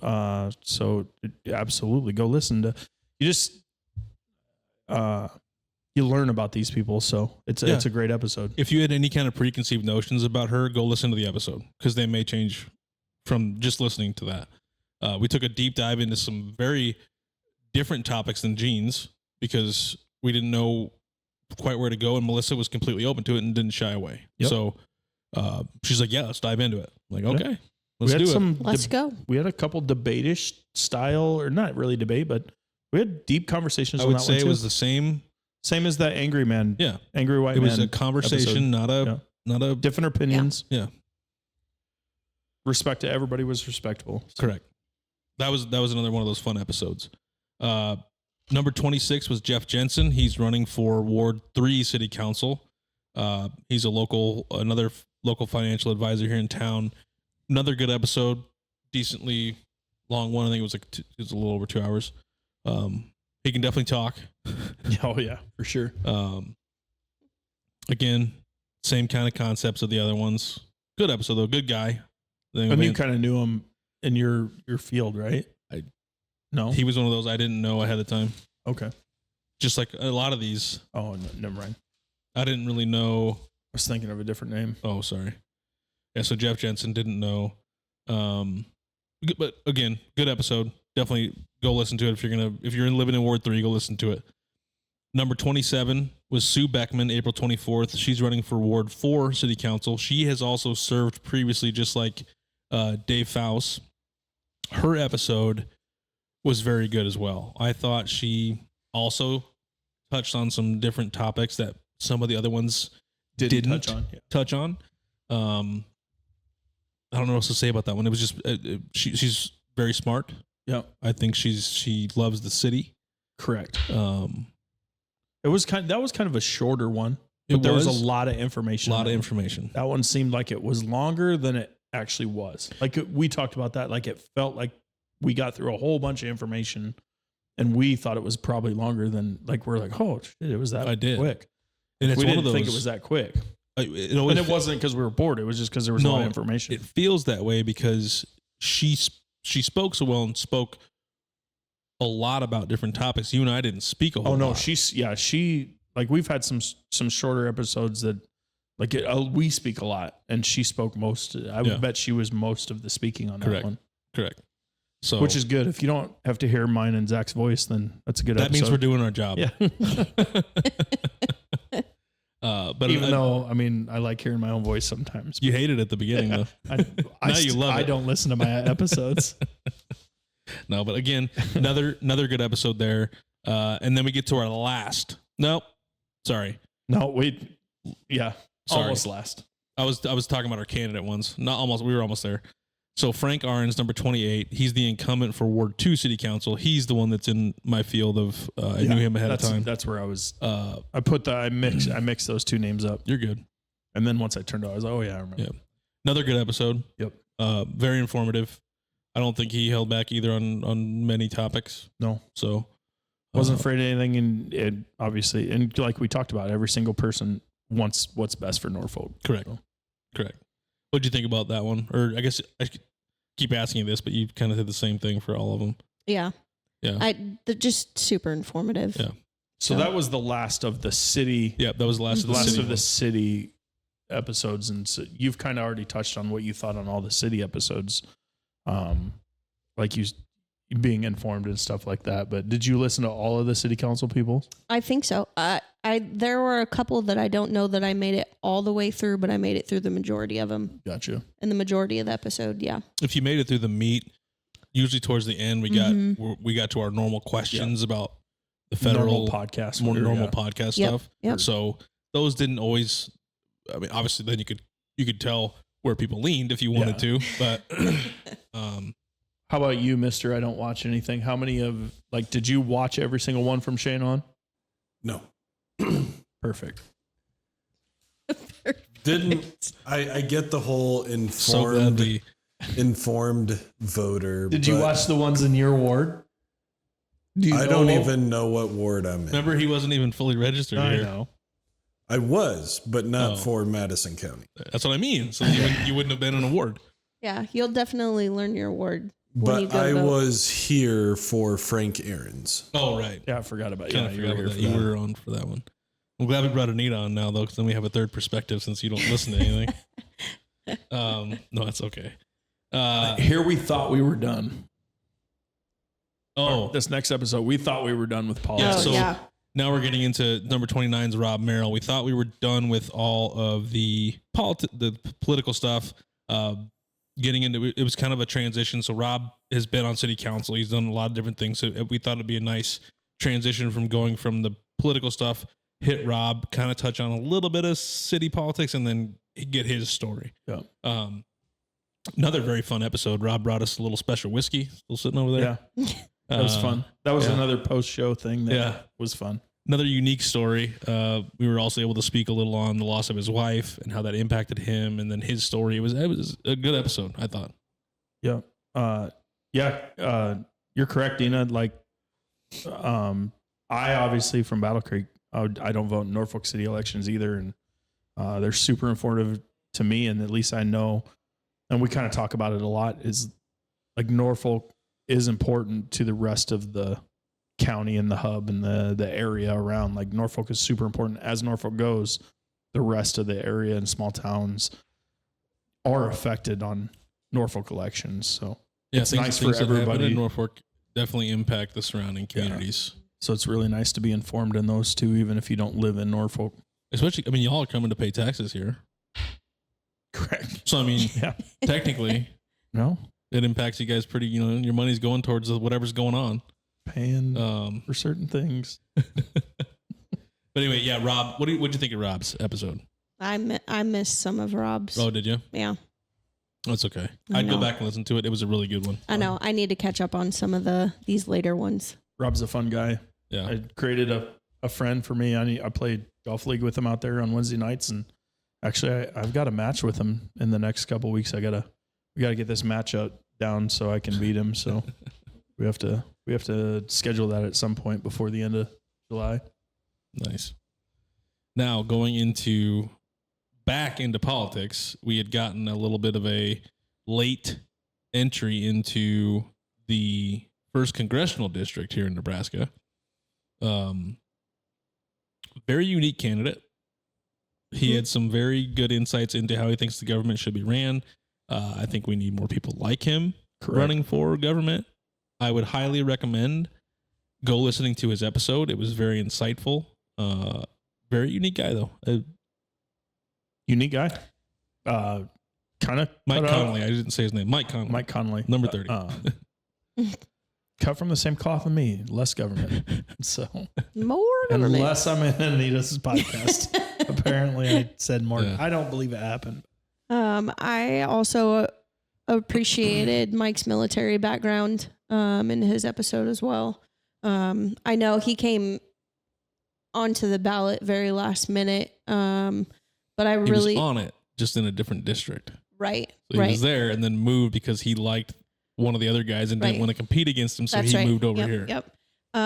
So I know that I talked to a few different people about him, and they're like, we didn't know who he was, so we didn't vote for him. So I mean, I tried to get some of that word out as much as I could, because I really did appreciate that, listening to his background and what he had to say, for sure. Well, no offense to the other candidate, but he, in my opinion, represents Nebraska better. So yeah. You like this one? Yes. Loved it. Loved it. Finally one I listened to. Did you watch this, or you were just here? I was here. Yeah, I know. That's why I'm saying it. We always know he never watches it. If he's not here, he doesn't see it. That was awesome. Yeah. The politics that he was saying, yes, agree with you. We need more people like him. Represents us better, in my personal opinion. But the big thing was the military background, some of the stories he shared. Yeah. I get off on that kind of stuff. That's kind of my field of interest. I've always wanted to be in the military, and him bringing some of his stories and whatnot up in there, it was really cool. Yeah, I think it'd be fun to bring him back on and just discuss some of his military background, because he was was he special? Forget what his. He was some kind of. He had special clearance. Yeah, high clearance. So, yeah, very good episode though. I thoroughly enjoyed that one. That was one that got high intelligence. High intelligence. Like what? He had like secret clearance of some kind. He had the highest clearance of a certain branch. But I can't remember. It was the intelligence. I'm not talking about his intelligence. I'm saying like military intelligence. He had clearance in the. Well, I'm not saying he's not intelligent. No, he's very intelligent. You both like were he's a wealth of information. Yeah. You both were literally saying the same thing. Yeah. But sure. Yeah. Okay. Anyway, good episode. That was one that got brought to us. I didn't know him. I didn't know he was even running. But a fan reached out and said, "Hey, he's going to be or wants to come on." Yep. We told him about your podcast. Yep. Same thing that happened with Melissa, actually. Correct. She reached out to us. She reached out to us. Yeah. Now we're out of the candidate stuff. Now we're going to get into back into our normal touching base, our previously scheduled program. Now, number 31 was Jay Wolf from Wolf Farms. Very informative episode. They got some good things going on over there. They're right in the thick of their subscription boxes right now. So They've had some really cool stuff. They've added some new things this year, which has been kind of nice. They added the strawberries and the some different things. So they're really doing a good job out there, I think. And they're nice people.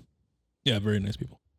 I didn't know him going into this. I assumed he was older, and then showed up and he was younger, and then I found out he was from a former. I was in FFA. I graduated the same year his older brother did. Didn't know that until, and he didn't even bring it up until the end of the episode. I was like, oh, crazy. That's crazy world. But no, super cool. Doing cool stuff. We talked a lot about, the farming of, good vegetables and stuff like that. And it was great. I enjoyed that episode too. We talked about some of the complications of organic small farming trying to get into distribution and how difficult that it actually is. Which kind of goes into when I talk about maybe we need less regulation, a little bit. Like I get some regulation, but it makes it super difficult because he kind of talked about. We talked about the new product that they made, right? On the podcast. Yeah. That his mom's deal. His mom's. Did we talk about it? See, that's why I always forget. Did we actually, or did he say it afterwards? No, we talked about it. I think we talked about we talked about that on the episode. Some pickled something. Pickled beans? Yeah. Some for your beers. Yeah. Green beans. Pickled green beans. Yeah. Yeah. But they had problems or difficulties because they have to. They didn't have the kitchen. You got to have so much. You have to have a kitchen. You have to have all this. You have to have all that. Yeah, they can be organic farmers and sell the produce, but they couldn't can. Yeah. So, no, it's crazy hearing that side of the story too. Yeah. Well, how much hoops you have to go through to do stuff like that. Yep. And then now we're getting into episode 32. This is where I started to kind of start making shorts. Yep. For little snippets for our episodes. Mm-hmm. Number 32 was Tony Meyer, Voodoo Tattoo. Coming to find out he knew Cole in a previous life, which was kind of fun. That seems to happen a lot, when we're doing these podcasts. His episode was great. He's got such a, I don't even know. It's a unique path. Very unique. I'd say it's super unique path. The amount of schooling, he has more degrees than all four of and, us combined. Yeah, just going to school and leaving school and going to school and going back to school and going to school at 40, 50 years old. I don't know, whatever. And 40, then ending as an entrepreneur in a tattoo shop. Owning a tattoo parlor. He's got his master's in teaching or something. If I remember right? Mm-hmm. Wasn't it master's in teaching? Yeah. Yeah. And then, now he's on his own, doing his own thing. I love that. So it's super cool and great. I mean, we talked about tattoos and there was some funny stuff. There's some really funny stuff in that episode. Some serious some stuff. humor, some serious. That was I enjoyed it. Obviously you can look at us. We're not super tattooed people here, guys, but very interesting. It was fun to talk about. I found that one very insightful. I got to ask, it's fun. Got to ask all the questions I wanted. It's a selfish one. That was one of those selfish ones. Yeah. Like, I'm going to keep asking these questions because this is not something I would normally do. So let's go. And go listen to the episode because if you want a bouquet of dicks, he'll give them to you. And if you want the invisible man, you just gotta ask. All it is just normal skin. Moving into number 33, Justin Sommerfeld. He is owner of 4-2 Golf. We got some of his swag up here on the table. Another great episode. That was another happenstance thing. I just we had reached out. Him and I started talking about insurance for something. And I'm like, I knew he did the 4-2 Golf. I'm like, what, you want to come on the podcast? Like, not knowing. It was a great episode. Yeah. Does a lot of cool stuff on the pod. On the golf side of it that I didn't know he really did. Yeah. Like doing the whole custom clubs and all this other stuff. So yeah, and repair. He does a lot of things over there runs tournaments and works in the insurance industry. It was kind of cool talking to him, and we bounced around insurance, golf, and the whole thing. Did you listen to that one? The beginning. I haven't listened to the end of it yet. Gotcha. that was I'm not huge on insurance. Zach's not huge on golf, so that was kind of a Great balance. We talk about balance a lot on this podcast. That was a very good balance. The feng shui on that episode was amazing. So Vance enjoyed the golf aspect of it. So Vance fell asleep in the beginning. We took turns, just swapped. And did fine after that. And we started talking about golf. I'm like, all right, let's go. And then, not knowing we did this, but number 34 was Justin's cousin, who I graduated with, Nathaniel Cowie. He's a visual effects artist. That was a fun one. I was waiting for that one. Awesome. I was waiting for that one for a while. He'd been on the list since we started this. He was even one I just wanted to reconnect with and just talk to him about his experience in California and going through all the visual effects and working on these big projects. And God, what a fun thing to be able to do. Yeah, he's worked on a bunch of really cool stuff, and we kind of talk about it. We kind of went through his IMDb. Yeah. We went through his IMDb and off and on, and the crazy stuff he's worked on. I'll give a couple. He worked on, got to work on a Game of Thrones, a couple episodes, a couple of movies. What was the one? The one for Apple. Yeah. What's the Big Apple one? He kept using He said the acronym for acronym. it. Anyway, it was a big Mankind something, wasn't it? For All Mankind. Yeah. Is that the one Yeah, you're talking about? He kept calling it Fam. For All Mankind. For All Mankind. That was one of he's worked on recently. I was glad you had video for that one in particular too, because I wouldn't have done that one without video. It was neat to watch after and while hearing him talk about some of the things that he had learned about and just in general what he does, and then watching some of the clips and stuff like that. Like it was cool. Yeah, getting to see some of the stuff that he had done himself, Right? Is just kind of phenomenal because I had seen him. And you guys can go listen to the podcast and see how I had seen him kind of get his start, and he worked on a video game, and it's kind of cool. I think sometimes too, when you're in a small town, you think big things can't happen to me because I'm in a small town, right?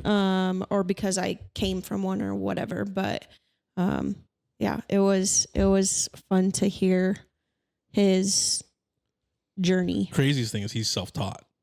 Yes, obviously he's learned throughout his years, but he was self-taught getting into the industry, which is I admire that a lot. Mind-blowing to me. Yep. Not everybody has that skill. So No. And so we talk about a lot about listening. Our video is available on YouTube and Rumble. So in order to see that stuff, you have to go watch it, the video side of that on YouTube.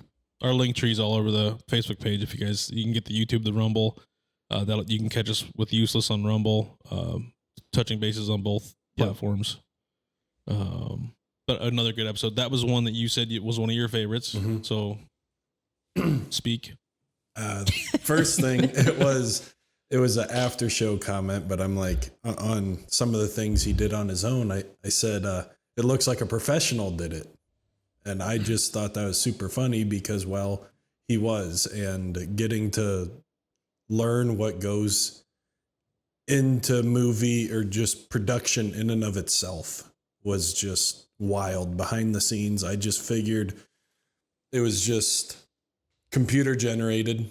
They shot the video, put it all together, rendered it, out the door. I didn't realize the amount of detail that someone like him had to go in and do. Not just that, but it was kind of fun to hear. So he had different roles throughout his whole time, and knowing that all three of the roles that he told us was just one little piece of that frame getting sent out. Mm-hmm. It had to go to other people after that to get finished, and like it's just crazy what goes into making a movie or a TV show nowadays. We can skip number 35, can't we? Yeah. I don't even know if he's watching. I don't care about Yoshi. So number 35, Yoshi, Brendan Yak was on. Good friend of Cole's for a very long time. Now a good friend of mine. I think Vance will probably say the same thing. He was another one of those that we kind of had to rush in, which kind of sucked because he made that a point on the podcast to say that. It is what it is. It is what it is. There are people that I have on my list for that reason. Yeah. And then I don't ask until we may need something because I know it's going to come up. Another great episode. He's a utility lineman. He's bounced around different jobs trying to find his dream job. Go listen to that one. We talked about the lineman stuff, and then we also got into video games and hentai and sorry, not hentai. Tentacles. Anime. Because of that episode, it's been on my mind to give him one more shot at showing me an anime. Or he told me anyway, that you guys are trying again. And I've been binge watching one. Have you? Yeah, that's what he said. He was like, he was on like episode whatever. You like totally binged it. He took in on that episode. He actually took some shots at our boys over at the TNT boys. He did, and he did it. And Kale did Kale responded to the challenge. Play a little Elden Ring. He got shots fired. That was good.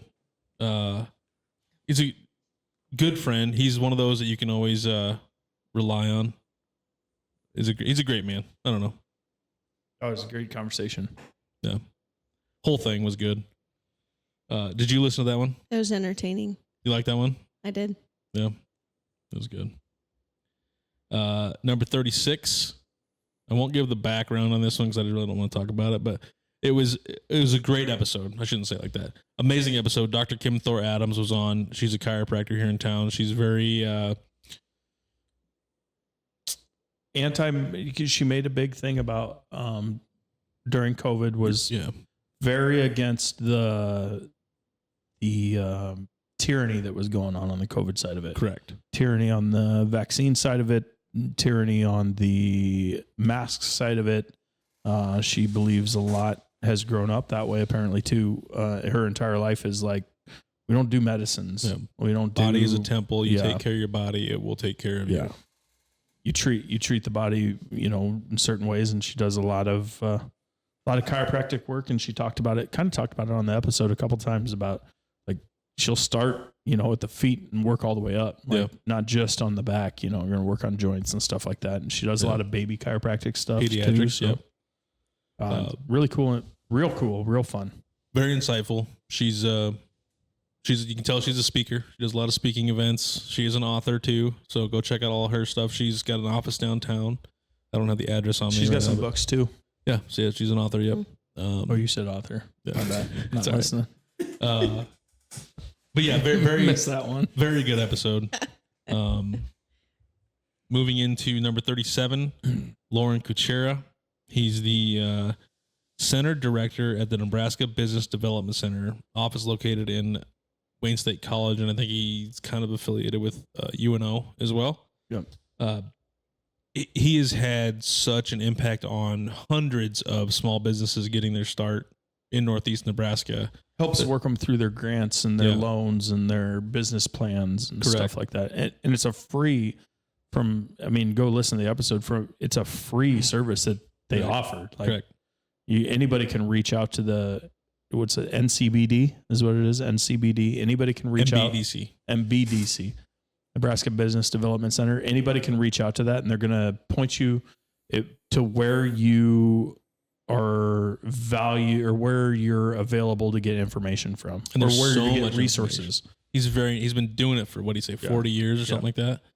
We kind of went into like, I enjoyed listening to like his ideas of like watching something grow and seeing it succeed and see it get he had a few where he helped start and then helped the transition to a new owner type of stuff. So like transition bigger. There was a lot of there was one that he helped them grow bigger, even further. Yep. And there's some that he transitioned, and it's just crazy that he's been around for that long. Yep. It's pretty cool about that. And so it's a resource I didn't even know was out there. Yeah. I'd never heard of it before, obviously. So that was a super informative to me. I really enjoyed asking questions and hearing answers and stuff like that. I enjoyed the shit out of that episode. Yeah, it was. I loved it. That was one. So that's Will Kuchera's dad, who we've talked about previously. Will just said he's the older, uglier version of me. I don't know, Will. You might be the uglier version there. Anyway, what'd you think of that episode? Did you listen to that one? It was.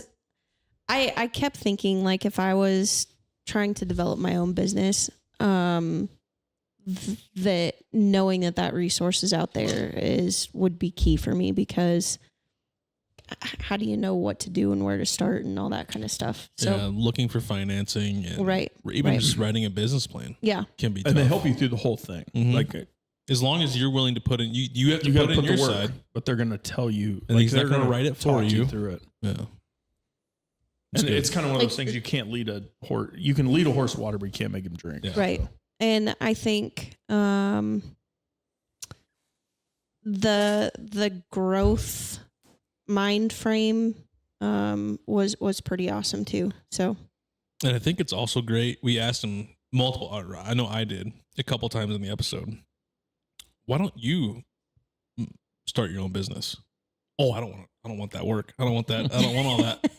I'd rather just help everybody. So that's just kind of cool. You don't see that many people yeah, who don't want to have the benefits of starting your own business. but he has the information. But also the cons too. Yeah, there's plenty of cons, and we talked Yeah. about that. That's why he didn't want to do it. But usually people want to, Be your own go boss. right into it, and He was like, wanted to "Nope." help people. Yeah. Will says, he always says I look like him, but only ugly. So that's a dig at him. Oh, okay. But again, another good episode. Go listen to that one. And then we're coming up finally on our latest episode, which another one that was kind of close to my heart. Number 38 with Holly Schmidt. Interviewing Holly about her journey through cancer was a highlight of my podcast career. Her positivity was contagious, and her openness to speak about the subject was kind of unmatched, in my opinion. I honestly didn't know how it was going to go, and I think she hit the whole thing head on. It was fun. Again, we talk about it a lot, like the positivity in it. And I mean, I really had met her a month before that. Right. Like, and I met her a month before, and it's like we're best friends.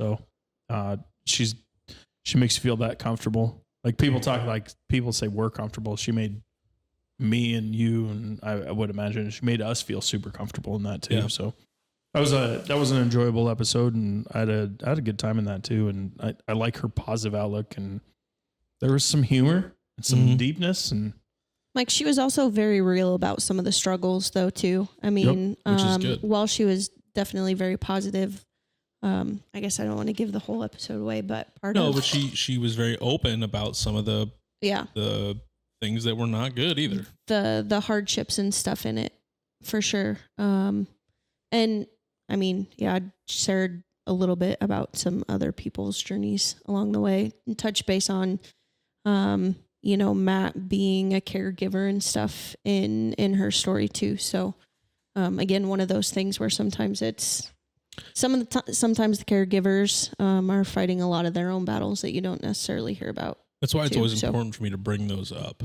Yeah. In a lot of these podcasts, I don't always try to make a focus on the guest. If there is a time frame to open up to how their partner's feeling or their family's feeling, I try to bring that in. Yeah. She's a very awesome person though, for sure. She is, very much so. Again, another one that was really close to my heart, and having those other episodes, writing those questions for those other ones really helped me dial in. I rewrote some of those questions a bunch of times again, I didn't want to make her cry, which she did amazing. We had the Kleenexes ready, but never needed them. didn't need them. Just a very, very, very strong woman. Mm-hmm. Very good episode. Yep. Go ahead. Go ahead. You can go. I'm good. You're done with that one? With that one, yeah. Oh. So if you had something else to say. Not on that one. Okay. I was just saying, here we are. And here we are. I literally wrote it on my paper. Oh, number 39. Number 39. Here we are. Here we are. Check Here we this are. episode out to get a recap of all the other ones. Yeah, definitely. I do it with all you people out there listening. This is where we are going to take some questions. If you guys have any questions for us about any of the episodes that you guys have listened to, or just have specific questions for us, we did have one question get sent out today from Brody Granstra. Do you guys have a dream guest you would like to have on someday, whether that's local or not?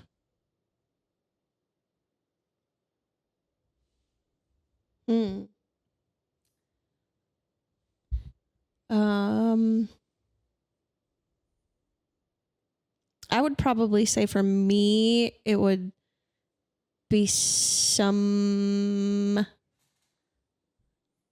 I would say, okay, I'm a music nerd, and you want Taylor Swift, huh? No, thanks. But I'll take Cody Johnson. Is it bad that I don't know who that is? No, I think it's Cody Jenkins that I've heard of.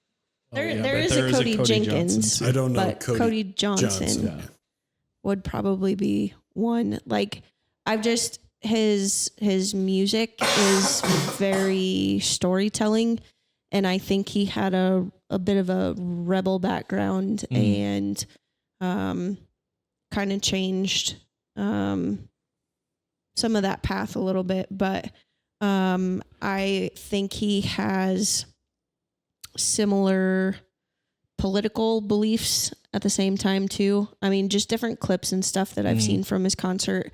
He seems like a very down to earth, humble kind of guy. I don't know.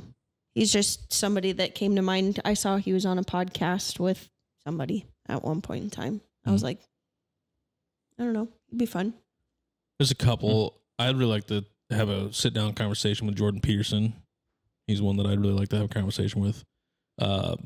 Anybody that's involved that is knowledgeable, not just conspiracy theorists, but somebody that's knowledgeable on conspiracies, I'd love to have a sit down with. I can't think of any off the top of my head. Also, some of the guys that have done some of the research into some of our ancient, some of that go back like Tepe, that kind of stuff, like the stuff they're kind of finding out now. People like that. Just very knowledgeable people about things that are going on around the earth. My number one's probably not, or not probably. My number one is not possible, because it would have probably been Kobe. I would have loved to have Kobe on. Well, I didn't know we were going, but he's dead. Yeah. Because I would have loved to sit down with JFK. Yeah. I probably wouldn't. I don't care about that. But no. Ooh, okay, so George Washington then. No. Yeah, Lord. We're not going to go there, but I'm talking in my lifetime. Yeah. Like, just that's why he'd be my one guy. But actually, probably my number one at this point would either be someone like Mike Lee, Ron Paul, or Clarence Thomas. Yeah. That'd be a good one. Or no, that's probably it. Anybody about with you? I have a realistic and an unrealistic. Okay, go ahead. Unrealistic would be Eminem, because of how much of a fanboy I am of his music. I'd love to. Oh, you would hate him. I probably would, and that's why they say don't meet your heroes.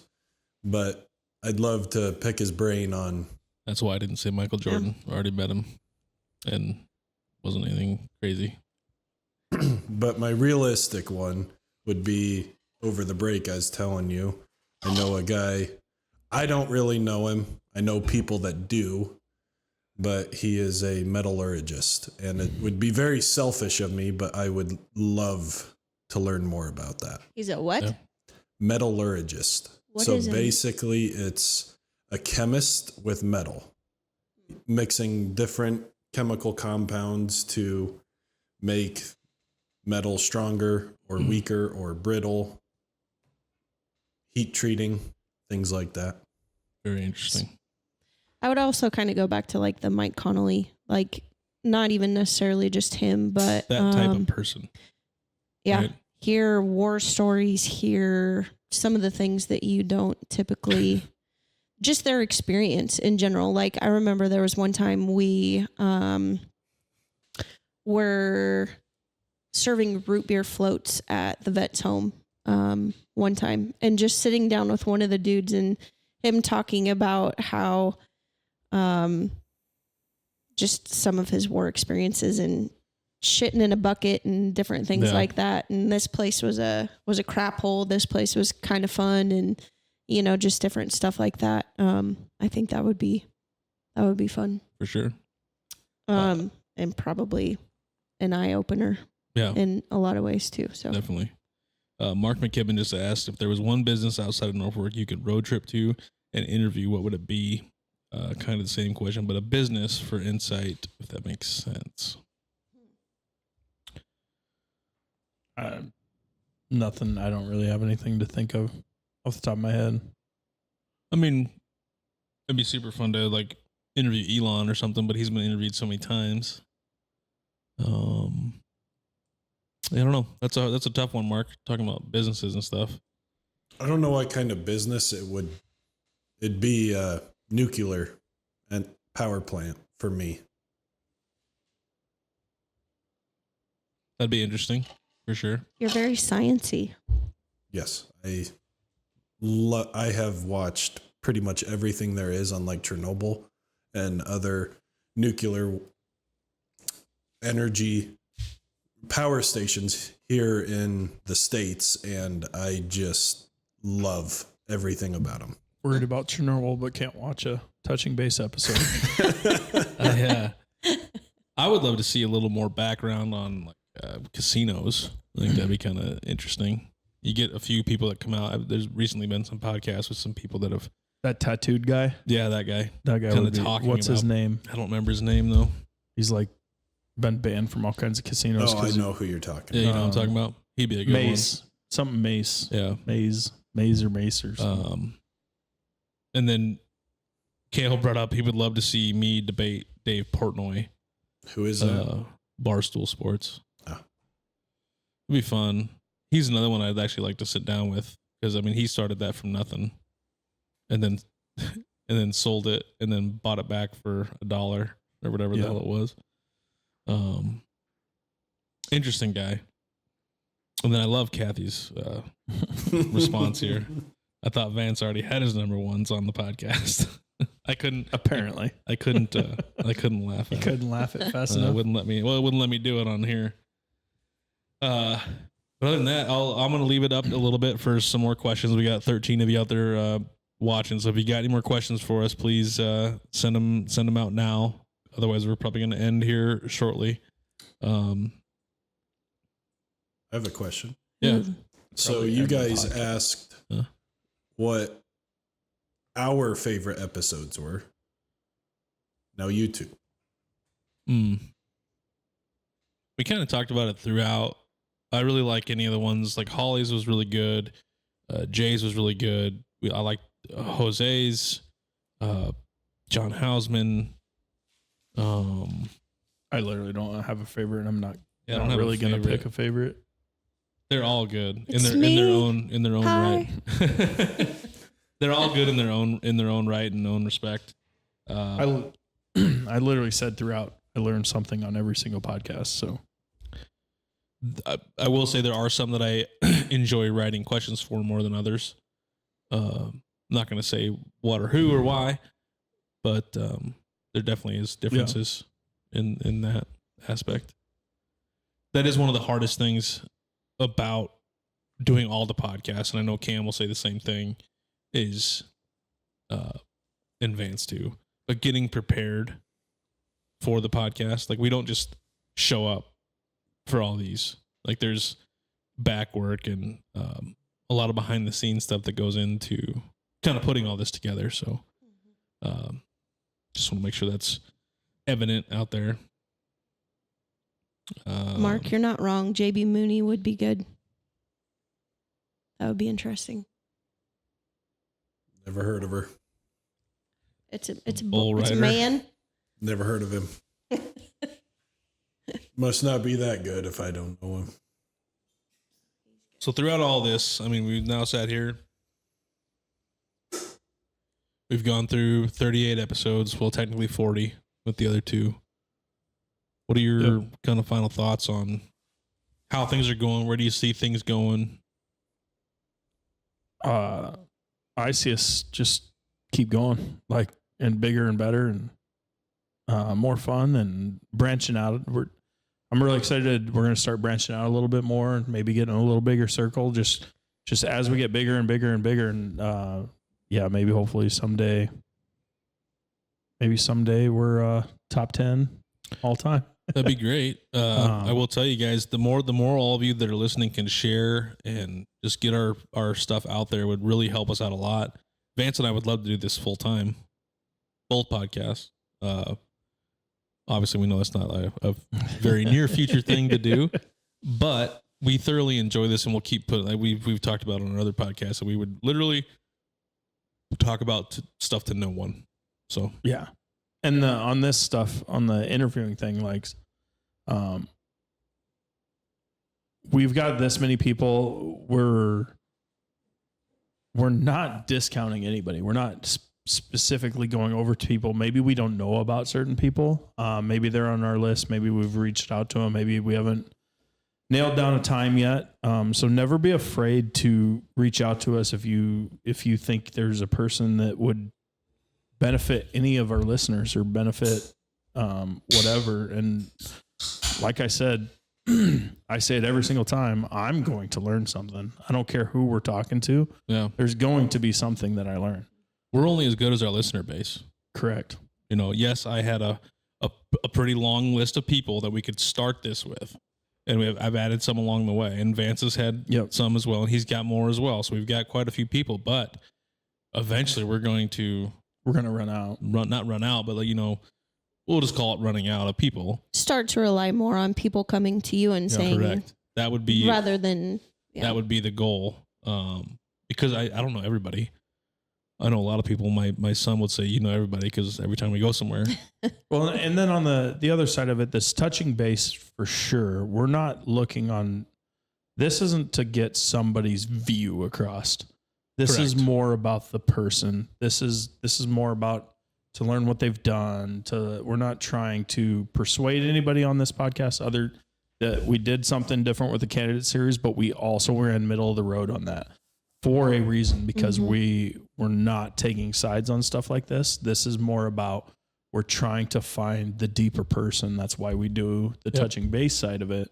Is so like if you're going to reach out with somebody that's got a certain bent, we may or may not say, well, we may do it, but we're not going to allow you just to, it's not a persuasive podcast on the touching base. Yeah. It's more to learn your backstory, learn who you are, learn what you've done, that type of thing. Yeah. And this podcast came out. It was kind of a secondary thing.